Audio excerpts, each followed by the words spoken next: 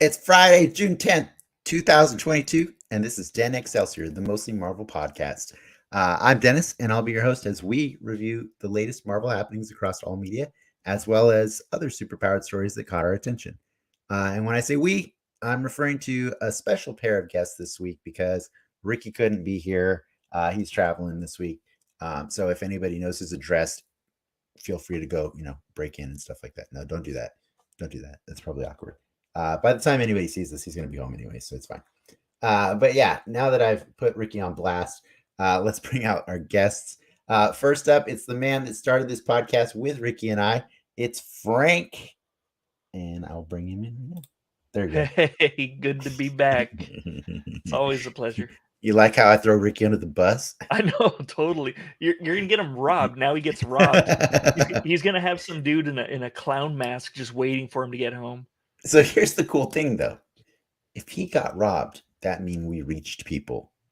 Oh, that'd be great. Yeah, that means they're fans of the dude in the clown mask sitting in the corner. He's a fan. Right? He's a big fan of ours. Now we know who our fans are, right? Like, yeah, we got to cater them. We should start wearing Juggalo makeup. Oh God, no. Yeah. Welcome back, Frank. It's been a while since you've been here. Yeah, it's been a while. I've done a whole lot of setting up projects, but no payoff, and it's gonna be cool. I'm close to one project, and as you, that's a project with you, and then I suppose we'll talk about it sometime during the soapbox. Probably not. Yeah, we can talk about it in the soapbox. We can run it past our other guest so he can vet it and let us know if we should just abandon it altogether. Yeah, maybe we can make a fan out of him. Yeah, or he's sworn enemy or something. I don't know. He's already got a thumbs down, and that's why we brought him here. Because I like to double down on special guests, and they don't get much more special than this guy. It's Brian. What's up?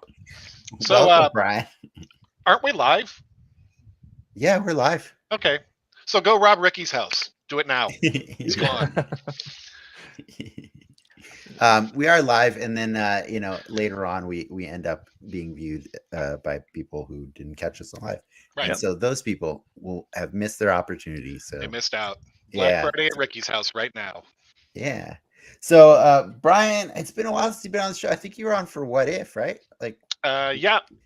I got I had to cancel the first time, and then I came back for, I don't even remember which What If. They were that memorable. So oh, I thought they were nice. It was a great show. They were nice, but I mean, they're like the comics themselves. They're not meant to be obsessed over. Sure. Or they're totally meant to be obsessed over. or in the case of a Spider Girl, Mayday Parker. Yeah. Definitely obsess over her. People do, I guess. But yeah, we haven't had you on for a while, and I think it's because I have a bias where I just generally try not to invite parents on the show too often because their Rugrats end up jumping in the camera and stuff like. No, I don't know. That might happen. Yeah, it might happen. No, but it's just out of consideration. I try not to burden so many of my parent friends with this time commitment that we do on a Friday night. Where he doesn't want to break up too many families. Not too many. Too many. I mean, he's got a quota. Yeah. Frank's an empty nester, so this works. Yeah. That's why we reached out to him all those years ago. You might not know, but in the time during my break when I quit the show, my daughter announced to me that she'll be having a little one pretty soon. So whoa! Yeah. Congratulations! No, thank you. You're gonna be a grandfather. I'm gonna be a grandfather. She's calling me Pops. I'm Pops is what I'm gonna be. So yeah. Wow. And she's having a little boy, so I'm gonna train him in the ways of cool. I'm gonna make him really interested in my drum set so that he'll really want a drum set. And I'm all like, that's good. That's awesome. Punish your daughter that way, huh? That's cool news. What about you, Brian? You got any great grandchildren coming your way? Yeah, I look like it, right? No, just the two, but they have started playing Dungeons and Dragons, which I'm excited about. So. Nice. Oh, that's cool. What night is family night with Dungeons and Dragons? Well, usually it's Friday night, but we'll do it tomorrow night. Oh no, we've broken up another family. We what I did. We struck again. Right. This is why never again with the families. If we hear sobbing through the walls, we know it's our fault. No, I think they're running an adventure for each other right now. So that's pretty cool. Yeah, that's cool. Yeah, whatever to make sure they're not party animals when they're teenagers. So nice. Sure. And for anybody who's unaware, our special connection to Brian is he's the magical DM in my life. He's not Frank's DM yet, but he could be one day. One day Maybe. Soon. Time commitments. It gets complicated. Yeah. But anyways, I probably need to get some formalities out of the way because we got a lot of show to do tonight. We're doing, as advertised, a double spotlight on 2 nerd shows this week. We're gonna do Miss Marvel and The Boys season 3 episode 4. But before that, we have some nerd news to discuss and hopefully a quick round of trivia to play. Just to, I always want a quick round and it never goes quick. But I'm so nervous, man, because you always find a way to stump me like really good. I tried specifically to stump you this week. So there's no way I'm getting any of these then. We'll see. This is gonna hurt. I think Brian might. I think I might have thrown Brian some softballs, but we'll see. We'll see. I'll jump on Brian's softballs. Brian, you get the hard one. Whoa. Hey, we're past the 3-minute mark. Yeah, we're past 3 minutes. We're past 3 minutes. It's fine. It's fine. And then for those of you joining us live, don't be shy because we'll be checking the comments. I got Frank on comments duty right now, regularly. And if you can't get enough of us, you should visit patreon.com/denxmedia, where we'll find a variety of creative offerings, including recent episodes of our live after show, The Soapbox. Patrons get exclusive access to chat with us, but if that's not your thing, don't worry. We'll be releasing it to the public next week. But yeah, that's all my formalities out of the way. You guys have anything else you've been nerding out on besides Miss Marvel and The Boys before we get into the news? Ooh, I've been playing the Evil Dead game on PS5. It's like one of those asymmetrical multiplayer games where one person's the killer. In this case, they're all the Deadites on the map, and 4 people are survivors, and one faction has to beat the other. It's really fun. It's pretty good. Cool. So, how are you good at it? I am. I started playing as the Deadites, and then I just smashed through people. Like, people fulfill those horror movie tropes of going off solo into the woods. And that's that's like my bread and butter right there. Once they go solo, I kill them. One person I possessed and used him to kill the other person. And then they both died and then disconnected. They were all like, no. And you could see that under their names, it was disconnected. So the 2 people were still trying to fight the good fight, but they were no match for my forces of evil. That's pretty cool. It's fun. Nice. What about you, Brian? Besides D&D? I mean, I realized that I was slow when I logged on here because I had Diablo 3 up, which I've rebooted back in after trying the highly disappointing mobile game. So that's been the gaming and the D&D, and then being a parent, not much time for anything else right now. So. What's your class on Diablo?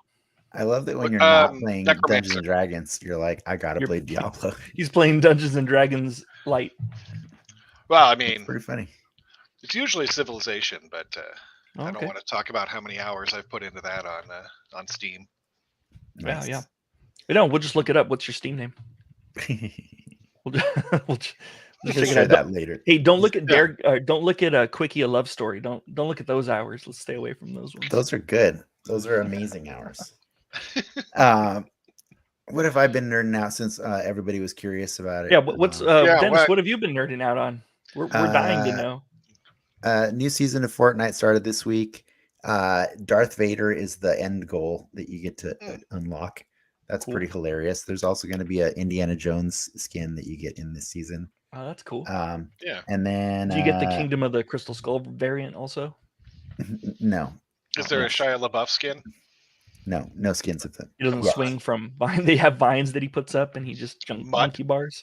No. But yeah, my wife and I like playing that one. Like we just do our dailies every day, so we just play that like for like sometimes it's only like 20 minutes a day just to get the dailies in, just to say that we did those. And then we've been watching Love, Death, and Robots. Oh, I heard that's good. Season 3. It's pretty damn good. It's pretty good, but some of them are short. One of my favorite ones, I think, is only a 7-minute episode, and it is amazing. It tells like the most comprehensive zombie story in miniatures form. Huh. It's really cool. You should check that out. Yeah, 7 minutes. Fun. Do the dailies in Fortnite, do they compound? Like if you don't miss a day, do you get more? Okay. Nah, it's just it's the most efficient XP you can get on any given day. And that's why like if you miss them, you're like, ugh. Like it's slower. It's slower. You see how Soda's spitting in the comments right now. It's great. Yeah. See? She wants the Shia. That's amazing. Would be amazing in Fortnite. Shia LaBeouf. And that's why I married her. Well, there you go. For her Shia LaBeouf fan? Yeah, because she always says she speaks the truths that no one else dares to. All right. We have a lot of show, so I don't want to hold this up too much longer. In honor of Ricky, I will be presenting you with some news that you're welcome to shit on or love as much as you want. It's all good. So here we go. Let's do some news.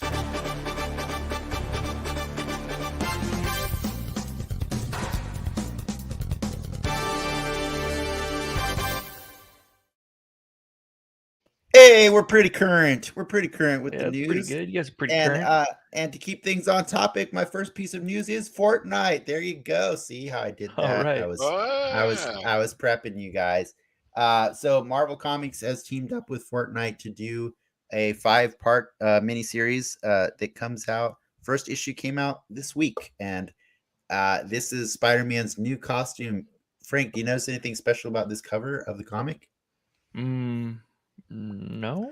There's an X. It says Fortnite. It says amid the Zero War, there comes a costume. Saying like it parodies the Secret Wars? It's actually an homage, and it actually says that down in the corner. It says who it's based after, the artist. But yeah, it is an homage to the Secret Wars number 6 cover. Was it 6? Shoot, like I don't know. I'm all tense now because you told me that you're gonna have a trivia game capable of beating me. So now I'm nervous and I'm not gonna be able to perform. It happens to everybody, I'm told, but I don't know. I'm a little worried. Well, I usually don't show a lot of comic news on here, but I think it's a pretty amazing like little cross promotion they're doing where each issue of the comic comes with a code that you can go and redeem on Fortnite, and you get skins. So I believe this is going to be the first skin that you can get in Fortnite. And they promise that they're going to sell them all, but split the difference. I don't know, like what are comic books now, like $7 or $5? $5 to $7. Yeah. $5 to $7. So I'm not sure. Is it cheaper to buy the costume just naturally, or just go to an actual comic store right now and pick one up? I don't know. You got to find an actual comic store right now. Yeah, exactly. It's still open, yeah. My local one just closed down, actually. So yeah, a lot of them are going down. Yeah. Time to go actual digital, I think now. I think now's the time finally. I'm hoping they do the same thing that DC did when they did the same type of promotion, whereas eventually they put all the issues up on their digital platform, and if you read them, every issue you read, they send you an email with the code, and then you get the credit, and that's cool. That's best case scenario. Yeah, because they should bring back the whole pizza party thing where you read it and then you get like a voucher towards Pizza Hut Pizza Party. Do you guys remember that? With I think Ninja Turtles did that. Yeah, I don't remember that, but tell me, Frank, where do you rank this costume of Spider-Man? Definitely. I'll give it a mid tier. Oh, wait, I'm Ricky today. It's the bottom 3. I think it's the bottom 3 of the Spider-Man costumes. Of the 3, What about you? Yep. What about you, Brian? It looks pretty awful to me, but looks like it's somebody went to a sporting goods store and painted everything Spider-Man colors. like umpire chest protector. Casey Jones is pretending to be Spider-Man right now. Yeah. I'm not wearing hockey pads. I don't wear pants. And I haven't seen boots like that since the last time I was at a golf club. So. Oh yeah, it's a pass for me. All right, that's a pass. That's a pass for Brian. Well, let's try the next news story. Here we go. Oh Jesus! All right. Video game news. There was a new trailer for Midnight Suns that went out, I think, yesterday. It's another Metallica song. I don't know if you guys have seen the trailer. I'm not going to play it for you right now, but it's a pretty cool reveal trailer that like shows off some of the characters you'll be fighting. It actually shows Spider-Man and Venom in the game, but before they get their Midnight Suns costumes. And then this picture on the thumbnail is actually Hulk after he's been demonized or whatever. I don't know. Have you got Brian? Did you see the trailer? Yeah, not to continue with the Spider-Man hate, but why the hell is Spider-Man in this? I mean, other than the Spider-Man sells crap. So you just answered it. You answered yeah. The same reason Wolverine's in it. Well, yeah. But I mean, Wolverine was announced early on with it, and Wolverine has had some. Oh, I think Spider-Man was announced early on with it too. Was he? Yeah, I'm pretty sure he was. He was in. I think he was in the release trailer. I'm not positive. Yeah, but Spider-Man and Wolverine are not Midnight Suns, and so we're like, okay, fine, I get it. I mean, but I'm still excited for this game because it's for Axis, and I love a lot of the games they make. Oh yeah. I'm still going to get it. I mean, it's a XCOM with Marvel, so. Yeah. I even gotten Platinum Avengers, and that's a pile of poo-poos. So, but that's not for Axis, though. No, that's not for Axis. Did you Platinum Avengers? Square Enix, wasn't it? Yeah, it was Square Enix. Yeah, I did Platinum Avengers. You did Platinum? Nice. Yeah, I did. See, that's love. That's pure love, everybody. I played that game way longer than most people did. You played it way longer than any human should. Only Dave played longer than I did. He might still be playing it right now. No, I've got him onto Fortnite now. Oh no. I got him. He's there with us now. It's pretty fun. This is what Planet of the Symbiotes looks like. Exactly. Have they said if Midnight Suns is going to be cross-platform? I don't even think it's going to be multiplayer, so I'm not sure. I think it's a single player campaign. But I could be wrong. Because it's like a card game. Like it's a card, like you collect cards and it's then like a XCOM or something. Yeah. I was just wondering if you could do co-op. They keep trying to prep people by saying like it's not like XCOM, but every time we see it, we're like it looks like XCOM. We'll see. I'm excited for it either way, but check out the trailer if you get a chance. It's pretty interesting. You said a different Metallica song other than Enter Sandman? Yeah. And then Master of Puppets. Oh, these Master of Puppets. Cool. Yeah. And then the voice of Spider-Man sounded like Yuri Lowenthal. Oh, cool. It definitely sounded like him. So I think he's their new go-to for video game Spider-Man voice right now.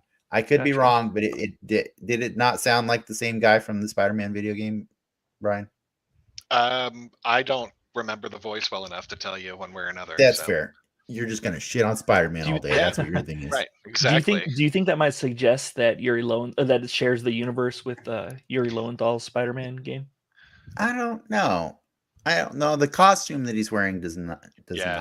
I don't know. He wore like 18 million costumes in that That's game. True. Well, yeah, that's fair. 18 million is a little high. There's like next news. We're gonna switch gears to some MCU stuff. I gave comics and video games some love here, so it's time to switch over to the bread and butter. Right. First poster revealed for I Am Groot. It's gonna be a short, I guess animated series on Disney Plus, with the start date of August 10th. I think I've read stuff. I don't know, like for certain. There's so many rumor websites all the time that want to just like get your attention, and I've seen some that are like saying that this one might actually not be part of MCU canon, and I'm like, I don't think I care. Like, I think if it's gonna be just animated shorts featuring Groot, I don't care what's going on with the Infinity Gauntlet or whatever else is happening in their universe. Yeah, I mean, in favor of it being part of it, they've got other Marvel-related shorts collections that they haven't pushed under Marvel Studios. So yeah, exactly. Watch those all the time. But this feels like a no-brainer, right? Like it's like you should be having Groot content for the kids out there. So cool. It's like their baby Yoda. Yeah, I am curious if it's going to be Vin Diesel. Like if it's Vin Diesel, that's pretty cool. That's pretty I cool. mean, Did you he gotta play figure at Little this Groot point. also? Yeah, He they did play just Little Groot. shifted his Yeah, voice down. yeah. He's always Groot in the movies. So I mean, at this point, they got enough footage that they can probably just not even pay him anymore, right? Just give royalties. that's fair. Excitement levels. Where are you guys on that? Brian, Groot. I am Groot. I don't know, 6, 7 out of 10. You're gonna I'm watch gonna this watch with it your anyway kids. because my kids, Yep. yeah. So, and anything to break up, they've been watching those. I don't know if you've seen the Funko Pop animated Marvel things on Disney Plus. I mean, I know that they exist. I know Oh they my exist. god, they're horrible. So yeah, they watch those. Is it because they all look like they have hydroencephalitis? That and they're short, right? That's what these are. Wait, kids? They're like 5 to 7 minutes.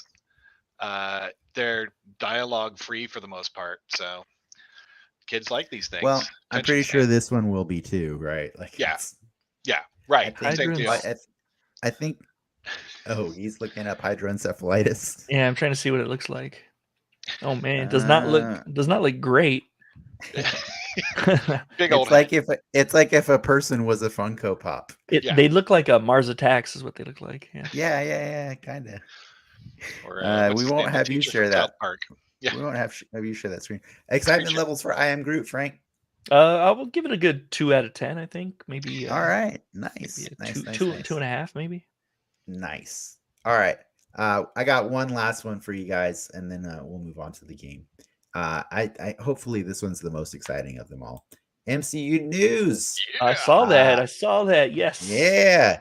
The Thunderbolts movie taps Jake Schreier as director, and Eric Pearson, who wrote Falcon and the Winter Soldier, is set to, or not. No, sorry. He wrote Black Widow. He wrote Black Widow.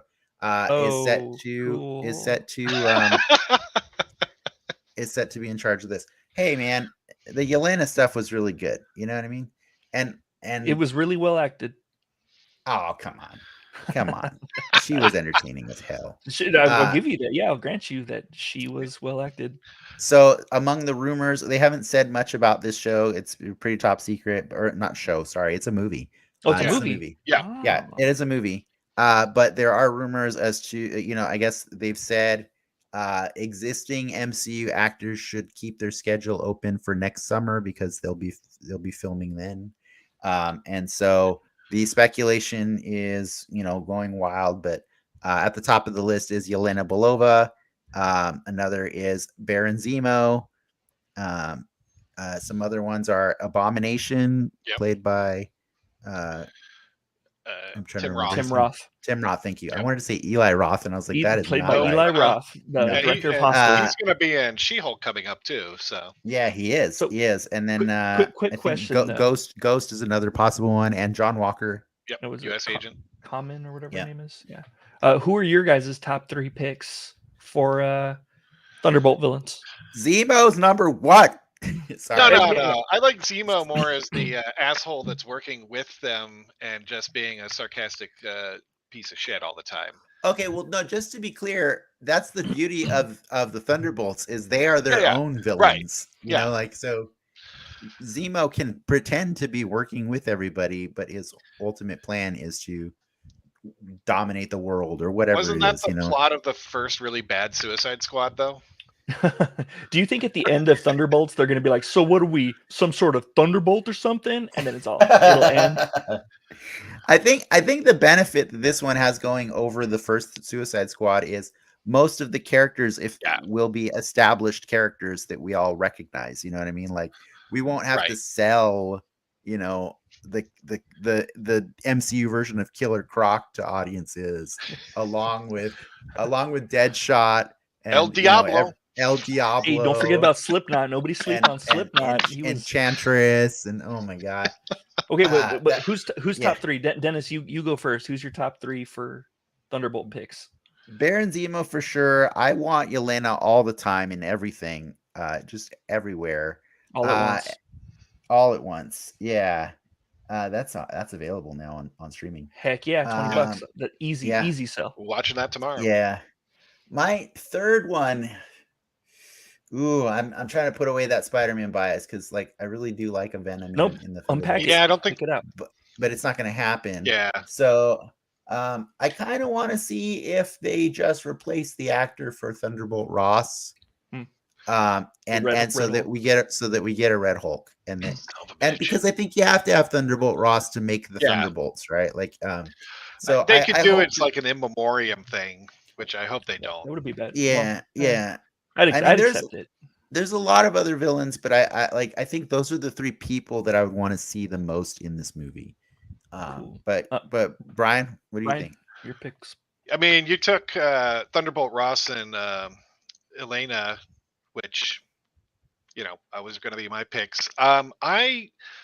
You mentioned earlier who the villain they're fighting. I'd love to see them introduce, and I don't know, maybe, do they have the rights to Norman Osborn?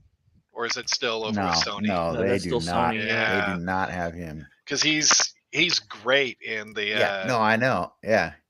Or something similar. When he takes the Thunderbolts and turns them into the Dark Avengers, that is amazing. Yeah, top tier, peak. Top tier, yeah. That's when I was loving that comic the most. So that's why I was thinking of Venom, and I was like, oh man, Scorpion Venom is so awesome in that. They got to earn it though. They got to earn Scorpion. They do, and that's why I held back and I said, let's earn the Red Hulk. It's time. Yeah, I think Red Hulk would be. I'm wondering if they're gonna set somebody up in the upcoming Thor one of the gods that's occasionally been on the Thunderbolts. Okay. So, that wouldn't be bad. Yeah. Wait, was that 3, Brian? That wasn't 3. Oh, or did you take Dennis's? I mean, he did like 15. Yeah, I did a whole bunch. Hawkeye. No. No, yeah. So that's actually that's one of my picks. Bullseye. Yeah, I would want Colin Farrell as Bullseye. Like take him out of the old. Hell yeah. So that Daredevil movie is my deepest and darkest hidden fantasy movie kind of thing. I love that movie, and I don't tell anybody about it. So I'm telling. I love Colin Farrell in that movie. Yeah, that is the superlative Bullseye. And I actually do like Michael Clark Duncan as Kingpin in that movie. Yeah, I agree. I just think he comes off as a little slower than I would appreciate. Like I love Vincent D'Onofrio as Kingpin, like above all. Like he's the best. But there were things I really did like about Michael Clark Duncan. Ben Affleck can die in a fire though in that movie, as far as I'm concerned. Like, unfortunately, the movie wasn't Bullseye or Kingpin. It was Ben Affleck's the worst part of that movie, and that's the problem with that movie. Did you see that light at the end of the tunnel? So I do like that. It's a big dirty secret of mine, but I'm airing it out to all our 2 viewers right now. Then when Ricky and I gotta watch Daredevil, we're inviting you back. Oh, please do. Yeah, please do. I'll bump some Evanescence. That's one of Clark's favorites too. Is it really? Clark Clark and I talked about that. Yeah, we were talking about the director's cut with our old friend Coolio. But that's all the news I got. If you guys got any other news you want to share, let me know. I did have another story, but I felt it would be better just brought up in the conversation later. Is it Boys season 4? No, it's not The Boys season 4. But was that announced already? Yeah, they announced that today. Yeah, they announced cool. it. Yeah. They announced it before they released the episode. That's a freaking no-brainer. That's amazing. It's amazing. Is it the Girls season 1? Is that what? Yes, the Girls season 1. They're doing. All right, guys. Spin-off. Go ahead. Yeah, no, I was gonna say spin-off, but then you said, "All right, guys," and I'm like, "Oh shit, he's using that voice." They're doing the college one, so he's gonna flick the lights on and off, and then I'm gonna be like, "Oh shit." Yes. All right, I'm gonna make you guys play a game now, so we can get on to the other stuff. All right, let's do it.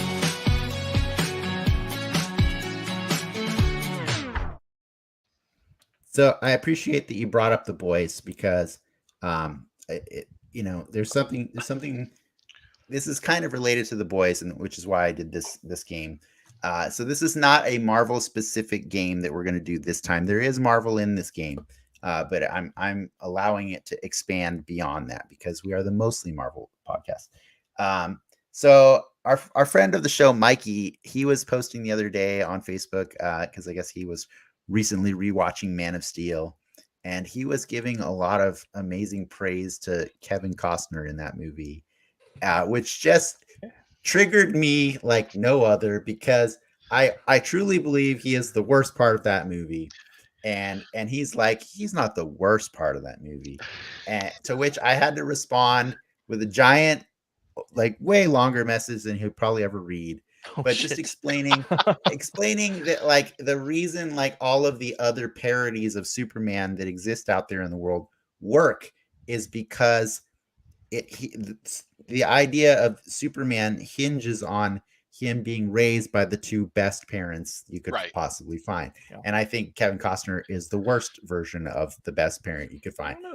I don't blame Kevin Costner for that. I mean, in the ones that have played, he's the worst Jonathan Kent. Yeah.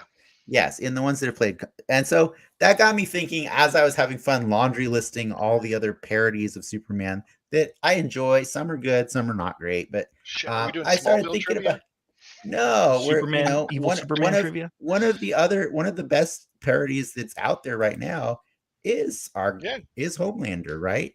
And he's awesome. And he's my favorite reason. He's the reason I was so pissed yesterday when I couldn't watch The Boys early on Amazon Prime. Brian was there real time with me, and I was like, it's still not up. Why can't I not watch this? I love Homelander so much. I love to hate him so much.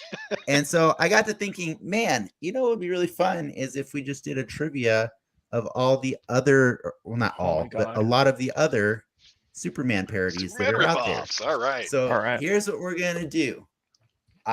I'm not going to give you name answers to choose from. It's not multiple choice. Right. You got to give me the name. And what we're going to do is we're going to take turns. So the first one is Brian. This is why he said he's going to screw you over. Brian gets the first one.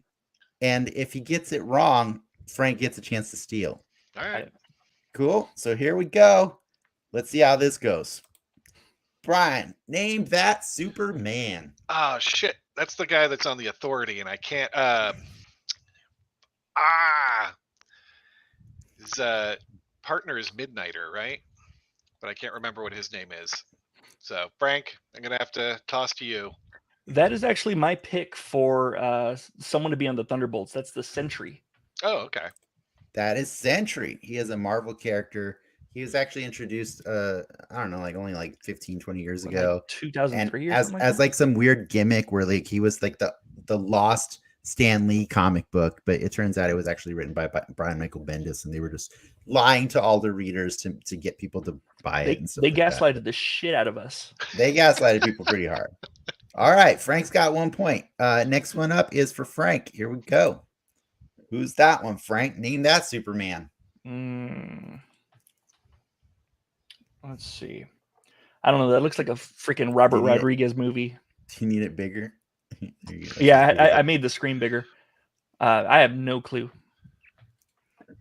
Pass it to Brian. Pass to Brian. Is that the one from Supergirl or Batwoman? It's one of those CW shows. But yeah, is that just? I mean, is it Superwoman? If I had to guess, it would be Mon-El, but I don't know what show that's even from.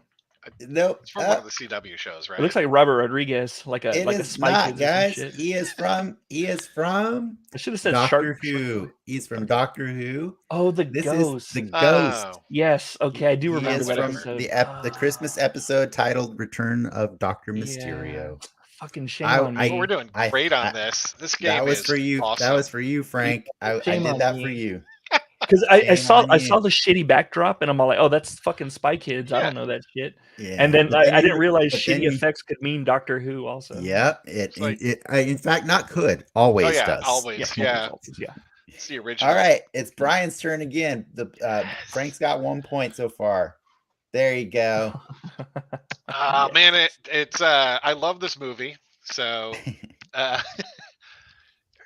not Omni-Man. Name that Superman. 7 times in the theater. That is Greg Kinnear. If that helps, Greg Kinnear. The actor who's playing him.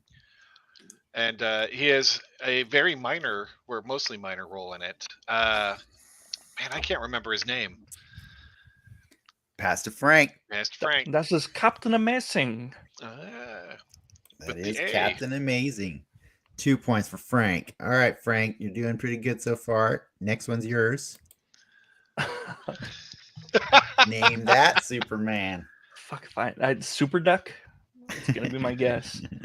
Pass to Brian. Super Daffy. That is neither of those are correct. It is in fact Super Duck. Yeah. Sure. You kicked me right in the childhood, right in the. I did. All right, Brian, you're up next. There you go. Nice. It was that one. Meteor Name Man? that Superman. Is that his name? I don't know. Pass to Frank. Shit. I think what you're proving is there's way too many Superman ripoffs. I know that's Brad Pitt. I am proving it. It is played by Brad Pitt. That's Metro Man. That is, in fact, Metro Man. 3 points for Frank. All right, here we go, Frank. You're up. That Omni Man. You see why I gave it to or you. Robert Redford. It could be Robert. Because he's your favorite. Yeah, I love him. 4 points for Omni. J. Jonah Jameson. Brian's up. Fuck if I Name know. that Superman. Super Moon Man? It's a Robert Townsend character. I wish it was Super Moon Man, but it's not. I have to pass to Frank again. I'm doing awesome on this. That one I have no idea. I don't know if I could even hazard a guess. Yeah. All right. Okay. Well, that is the Blue Marvel. Blue Marvel. Sure. Yeah. Yeah. Of course. There you go. He's also a Marvel character. Marvel has a lot of different Superman. When did it come out? Blue Marvel. Blue Marvel's not a very new character. He's pretty old. I do remember this character was in Avengers Initiative stories. So I forget where, but I mean that art looks early aughts. So that's Greg Land art. Yeah. So it's definitely 2000s for sure. But Yeah. he's existed, I think, before that. But anyways, I'm gonna keep it going. He was one of the characters. He was one of the characters that we speculated was going to show up in Doctor Strange: Multiverse of Madness. Remember when we couldn't tell if that was Captain Marvel or Tom Cruise Marvel. or is it Illuminati? Yeah. Anyways, gonna keep it going. Whose turn? That was. I think this is. Hold on a second. It was mine. I passed to Frank, so it's Frank's turn. Yeah, it's Frank's turn. Okay, that's Brandon Breyer from Brightburn. Yep. Yeah, apparently his actual name in the movie at the end of the movie is Brightburn. Brightburn. Yeah. Yeah. So no point for Frank. No I'm point. just kidding. Okay. I'm just kidding. Yeah, that's Brightburn. 5 points for Frank so far. Here you go, Frank. Or wait, no. Oh, it's Brian's. That's Brian's turn. Yeah. I'm not getting this one either, though. So. Damn it. You vastly overestimated my interest in anything Superman related. I did. Which guy makes I think she's talking about one. Brightburn. No. Lindsay was commenting on. I'm assuming it was somebody before Brightburn. It was the Doctor Who guy. Gotcha. No, it was Blue Marvel, right? That was before Brightburn. Maybe. Okay, well, Frank, this is Hyperion from Squadron Supreme. It is Hyperion. I considered using the Supreme Power costume, but I was like, nah, this sells the Superman a little bit more. All right, I think this is the last one. Yes. Sue Calzotto would like to know: is that a chastity belt in the shape of a male torso? It does look like it has abs, though. It may or may way not down be. on his dick. I need dick abs. I'm not going to confirm or deny that. How did his dick do all those sit-ups and crunches, or do they do the cable pulls? I don't know, but I feel like this is something that's going to show up in The Boys later this season. So. Yeah, it might. All right, next up, here we go. Name that Superman, and I've got an arrow pointing to him. This one's up for grabs. If either of you know it, I have no fucking clue. I want to believe that Brian knows this, but that looks like John Cleese, so I'm guessing. No, it's Monty John Python. Cleese is over on the right. Yeah. No, I'm saying John Cleese is in there, so I'm guessing it's Monty Python. It's Michael Palin, but I don't know who he's supposed to be there. All right, I I mean, it's still respectable. Frank got 5 points. That, sirs, is Bicycle Repairman. So I think the funniest thing about this skit is, this skit, it establishes that it exists on a different Earth where everybody is a Superman. Everybody's a Superman. Like, everyone's dressed up like Superman. But when a bicycle is broken, there's only one of those Supermen that has a secret alternate or alter ego. And when the call arises, he becomes Bicycle Repairman. Okay. It's a pretty great skit. Is it Flying Circus or? Yeah, okay. It's from Flying Circus. Monty Python's Flying Circus. You should check out the skit if you get a chance. It's pretty funny. But yeah, there you go, guys. That was 10 of them. I'm sure you can name more, but I thought it was a good don't be mix too of sure. 10. You covered the ones that I would have named for sure. Yeah, it's. I was hoping you wouldn't get Omni-Man, but damn, you did. You did. Robert Redford. You couldn't throw in a Bizarro there. I thought that would be too easy, but I guess I should have gone easier. Yeah. I mean, Frank got 5, but most of them were yours. So he didn't get some of the ones I threw for him. I set you up for Doctor Who, Frank. I know. I feel bummed about that. I'm pretty disappointed. It's been a while. C-Cal says GG though. GG's everyone. Yeah, GG's. And the winner, Frank, you for your prize, you get absolutely nothing. Sorry. Awesome. Cool. Yeah, I hope that you enjoy all of your absolutely nothing. I don't even get a Marvel no prize. Wow, it's a no prize. It's a no prize. But let's do this. Let's move it on. Thank you for playing, and we're gonna do this spotlight now.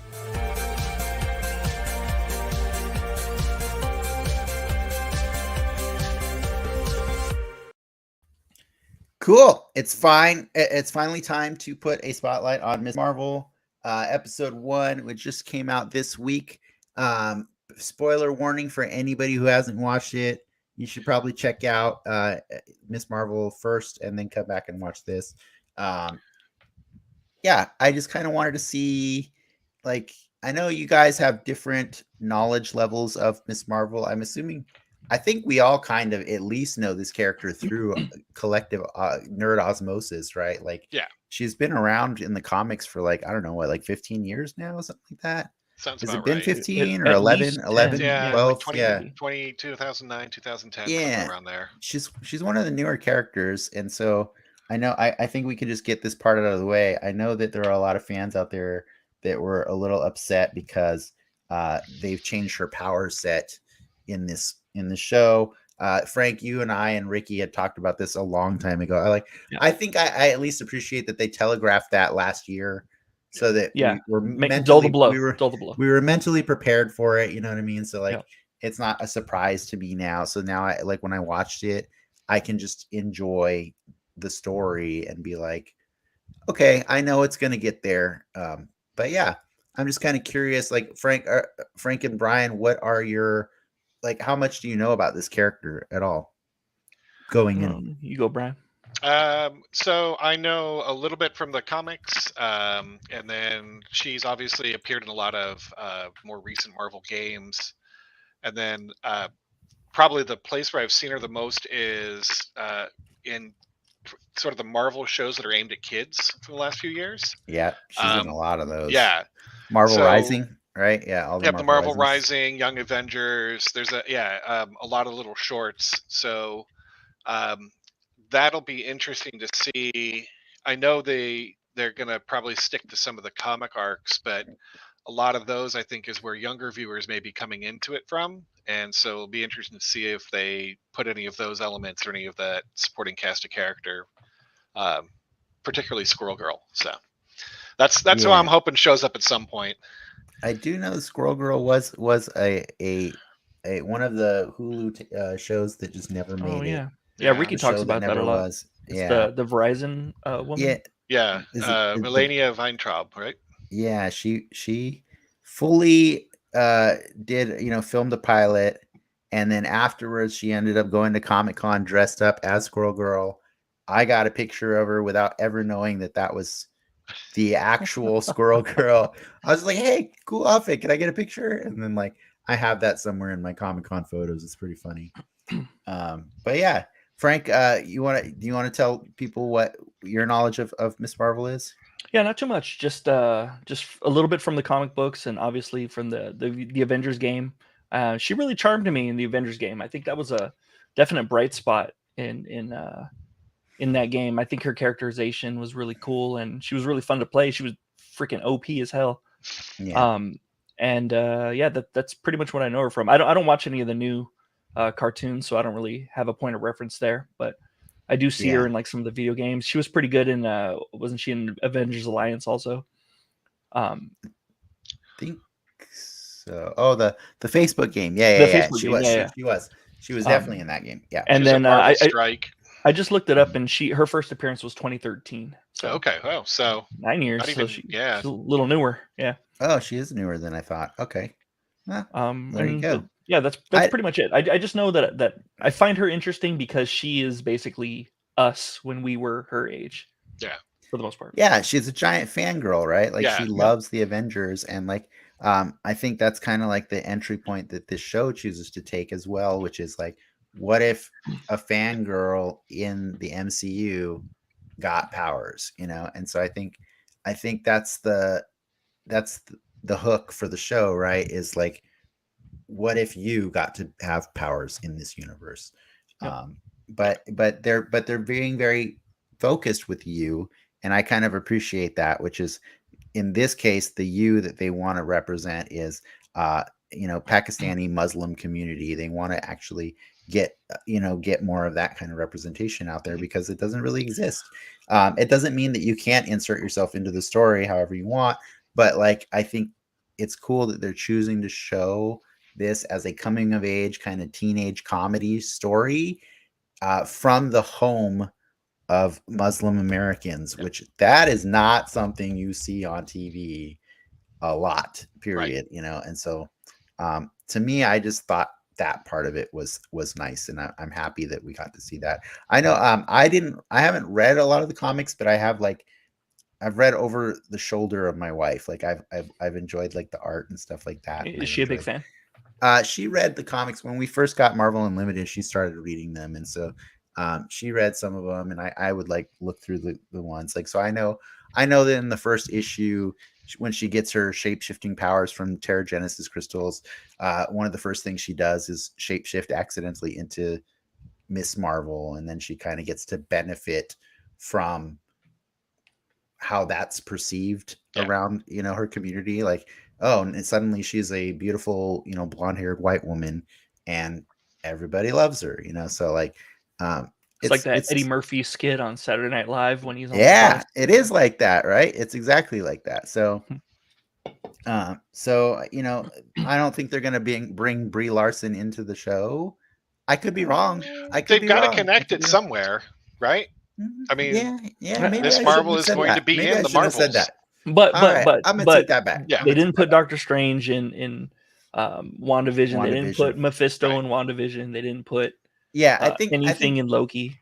I think the way I mean to say it is, I don't think they have to put Brie Larson in this show to convey that sentiment that she's going to experience life differently just because of the color of their skin and the way she dresses and stuff. Well, like that. They also seem to be keeping it light in this show.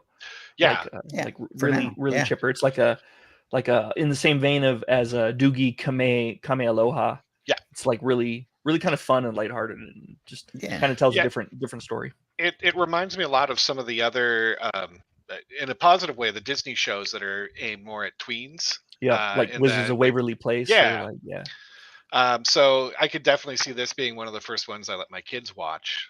Probably not Moon Knight, but maybe this. Start with Moon Knight and then see if they're still on board. By the way, did you catch giant Moon Knight vulture skull? Moon Knight's in the intro now in the Marvel, the crawl or whatever. Or what do we call that? The title card. I don't know. Okay, sure. I don't know what it is. The Marvel logo thingy with all the characters. Moon Knight's in there, and so I think that made me feel good just knowing, like, okay, cool. TV shows count for reals. They count for reals. Like, they count for reals. Let's keep going. Well, I think Multiverse of Madness kind of proved that the TV shows count for reals. No, I know, but like I'm saying, like especially Moon Knight, because you haven't watched Moon Knight yet, Frank, have you? Nah, skipped it. I have no interest. I it's watched the first a episode and I was all like, it's that's a a hard pass. it's a fantastic show that absolutely does nothing to try to be in the MCU. Like it doesn't even try, man. And that I think I love it more for that. There's a throwaway reference to the ancestral realm. Yeah. There's a throwaway reference for Wait, sure. where's the ancestral realm? I want to hit That's that place. No, the spirit. Yeah, the ancestral realm. Oh, never mind. Never mind. By the way, I think this show might have shown the ancestral realm. The ancestral realm? Nice. Not the ancestral realm, but I think Miss Marvel did, right? When she got her powers. Like she visited, she went. It seemed like she went there. Yeah, I was halfway expecting Bast to show up because it did look. It had the same colors. It had the same color scheme, like the purplish, the sunset kind of purple kind of colors. Yeah, but so just really quick. So the really quick summary of this episode is Kamala Khan attends AvengerCon only to discover that she herself might have superpowers. That's like the really, really fast one. I thought we could do this kind of like really quick. Holy crap! Yeah, that wasn't. I thought we. Did you write that, or did Ricky write that? I wish I wrote that. I wish I did. I don't ever do anything that brief. But I thought maybe instead of because I think that really is the story in a nutshell. But there's a lot more nuance to everything. But because it's really about the characters, this is an introduction show about meet the characters to get ready to go on this ride for the next 5 weeks and stuff. So I kind of thought we'd just talk about the characters, and then you could tell me about your favorite or least favorite moments with each of them. That way we give them all a chance to, remind us what shined or didn't shine. So let's just start first with Iman Vellani as Kamala Khan. What'd you guys think? I thought she was great. I really liked her. She seemed to kind of nail the performance, and I'd say the one thing that I saw as sort of more of a deviation is, at least in the comics and some of the other properties, she comes off as more self-confident out the gate. But I think that this is more reflective of how a teenager might be, especially a teenager who's sort of shown as being not very popular. Interesting. Yeah, I definitely didn't get her as confident in the Avengers game, which to me, the Avengers game was the best version I've seen of her so far. She had a confidence arc, I feel, in the Avengers game. She had an arc, yeah, for sure, but she started out pretty. She did not start out confident. Well, when she used the Captain America "plant yourself like a tree" quote, that was kind of the birth of her kind of like growing her own agency in the game and whatnot, in my opinion. What about you, Frank? What do you think of her? I think she's perfect casting. We were talking about that article or that little clip. I think it was a TikTok that we saw where she says that she doesn't consider this the Marvel 616, and I was like, she's hell yes, you're right. She's a little mad. She's a little mad at Doctor Strange in the Multiverse of Madness for confirming. Yeah. So I don't know if that's a put on, but assuming that's not a put on and that's genuine, that's fantastic. I love that immediately. For everything I've been reading about her for the last couple of years, like when they first cast her, like she is a giant fangirl of the MCU and Marvel in general. So I saw her on one of those talk shows, and she was talking about how before the movies would premiere, she would paint her nails to match the Avengers, and I thought that was really cool. Yeah, it's super sick. Cool. That's like that's how like Luna Lovegood got the job for Harry Potter. Like she would do her nails in a certain way for like Harry Potter movies and stuff. So I think it's really cool when a fan kind of hits the big time and becomes becomes something. So I thought she was perfect. She was as perfect as casting as like as Robert Downey Jr. or as she was the people in Runaways. Those like or hate the show. That cast was freaking awesome for the kids. And the cast is pretty good. It was kind of a bummer that they got saddled with that show at that time. Yeah. Yeah. And that they couldn't do wider MCU stuff. Yep. Wider, huh? What's wrong? You want to do some more white wider? MCU? Yeah, we need to. Oh, okay. Gotcha. We need more white heroes. To look up to. Oh, be careful. We're going to attract the wrong kind of crowd right now. Oh no, the algorithm is shifting. The algorithm shifting. Yeah. No. I wasn't sure how this show was gonna like how she was gonna sell me on it, because the trailers were me holding my judgment until I saw the finished piece, right? And Yeah, when you I seemed saw a her, little lackluster with when I saw Jessica her Ramirez. and I got to hang out with her and I got to see the visual storytelling of how her brain works and how that plays out through the whole show. And I just got to see that, like, oh, this first episode is really just about who she is as a person, because if we connect with her as a person, we're more inclined to go along for the ride. Right. And I loved her. I loved this character so much. Like, I loved everything about her. I just felt was really relatable.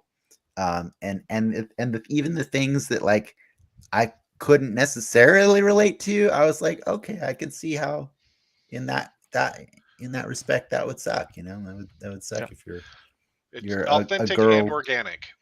Yeah, if you're a Muslim girl that wants to show their pride in Miss Marvel or Captain Marvel, but you also don't feel the need to show your body off the way Right. most girls in high school do. Like, yeah, I really liked that was the concern that was going on. That was a really interesting thing. She was great. She was so great. I loved her. I want to interject that it was also really interesting to see a Marvel show actually take the time to build up a character in the first episode. You know, usually they start with something actiony to hook you in, you know, and then by the third episode they start delving, you know. Right. In fairness, that Moon Knight did that too. Yeah, but I wasn't interested in Moon Knight after the first episode. The problem with Moon Knight is he's kind of more than one character that you have to introduce you to. So they kind of give him several episodes to meet all of the different Moon Knights. I mean, I may watch it one day, kind of, sort of. But I'm saying this isn't his show. This is. But you know what? Yeah, it's not his show, and you're right. To me, it's not surprising after Moon Knight. Like I thought, like, this is what I've been preaching for like years now, right? About like, oh my God, put all origin stories for all new characters from now on on Disney Plus or on your streaming platform. If it's, you know, like if you want to do a Peacemaker story, do it on HBO Max. Don't do it as a movie. You know, like if you want to do an Amanda Waller story, put it on HBO Max. That'd be a fantastic. If you want to do a Kamala Khan movie that actually lets people give her a chance to actually get to know her, and it's not just a MacGuffin hunt through a 2-hour, you know, popcorn flick. This is how you do it. This is how you make people connect with a character, so that you care when they do show up in the movies. You know what I mean? Like that. That's why Moon Knight was so funny to me, is because we went 6 episodes, and by the end of it, I had no idea how the hell he's ever going to show up in the MCU. But I'm like, I can't wait till he does, because he's fucking nuts. That character's crazy. But yeah, I really want to see Kamala Khan now in the Marvels next year when it comes out. You know, like that's exciting. Yeah. But I really like what they're doing, because like Captain Marvel, the character herself, as played by Brie Larson, is a really divisive character. So I think if Kamala Khan says she likes something about her, like, I'm more inclined to listen to Kamala Khan saying something. And it'll also nice about Captain Marvel. Give you this opportunity to have part of the problem with the Captain Marvel character now is that she hasn't really had that many divergent personalities to bounce off of, and I think Kamala will provide a different sort of perspective than we've seen, other than tough, experienced hero, which is mostly who she's been put up against. Well, and that's the other thing I wanted to bring up too, because she sees them as like perfect and godlike figures. She doesn't see all the effed up stuff in the background, like, because she wasn't alive in the 90s when we had to watch that movie.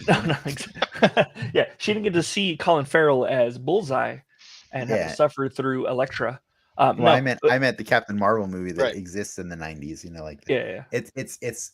I mean, it was only 3 years old, whatever. But yeah, she didn't even have to see any of the Fantastic Four movies, thank God. No, or maybe she might have seen Fan Four Stick, but either way, my point is, no one saw that movie.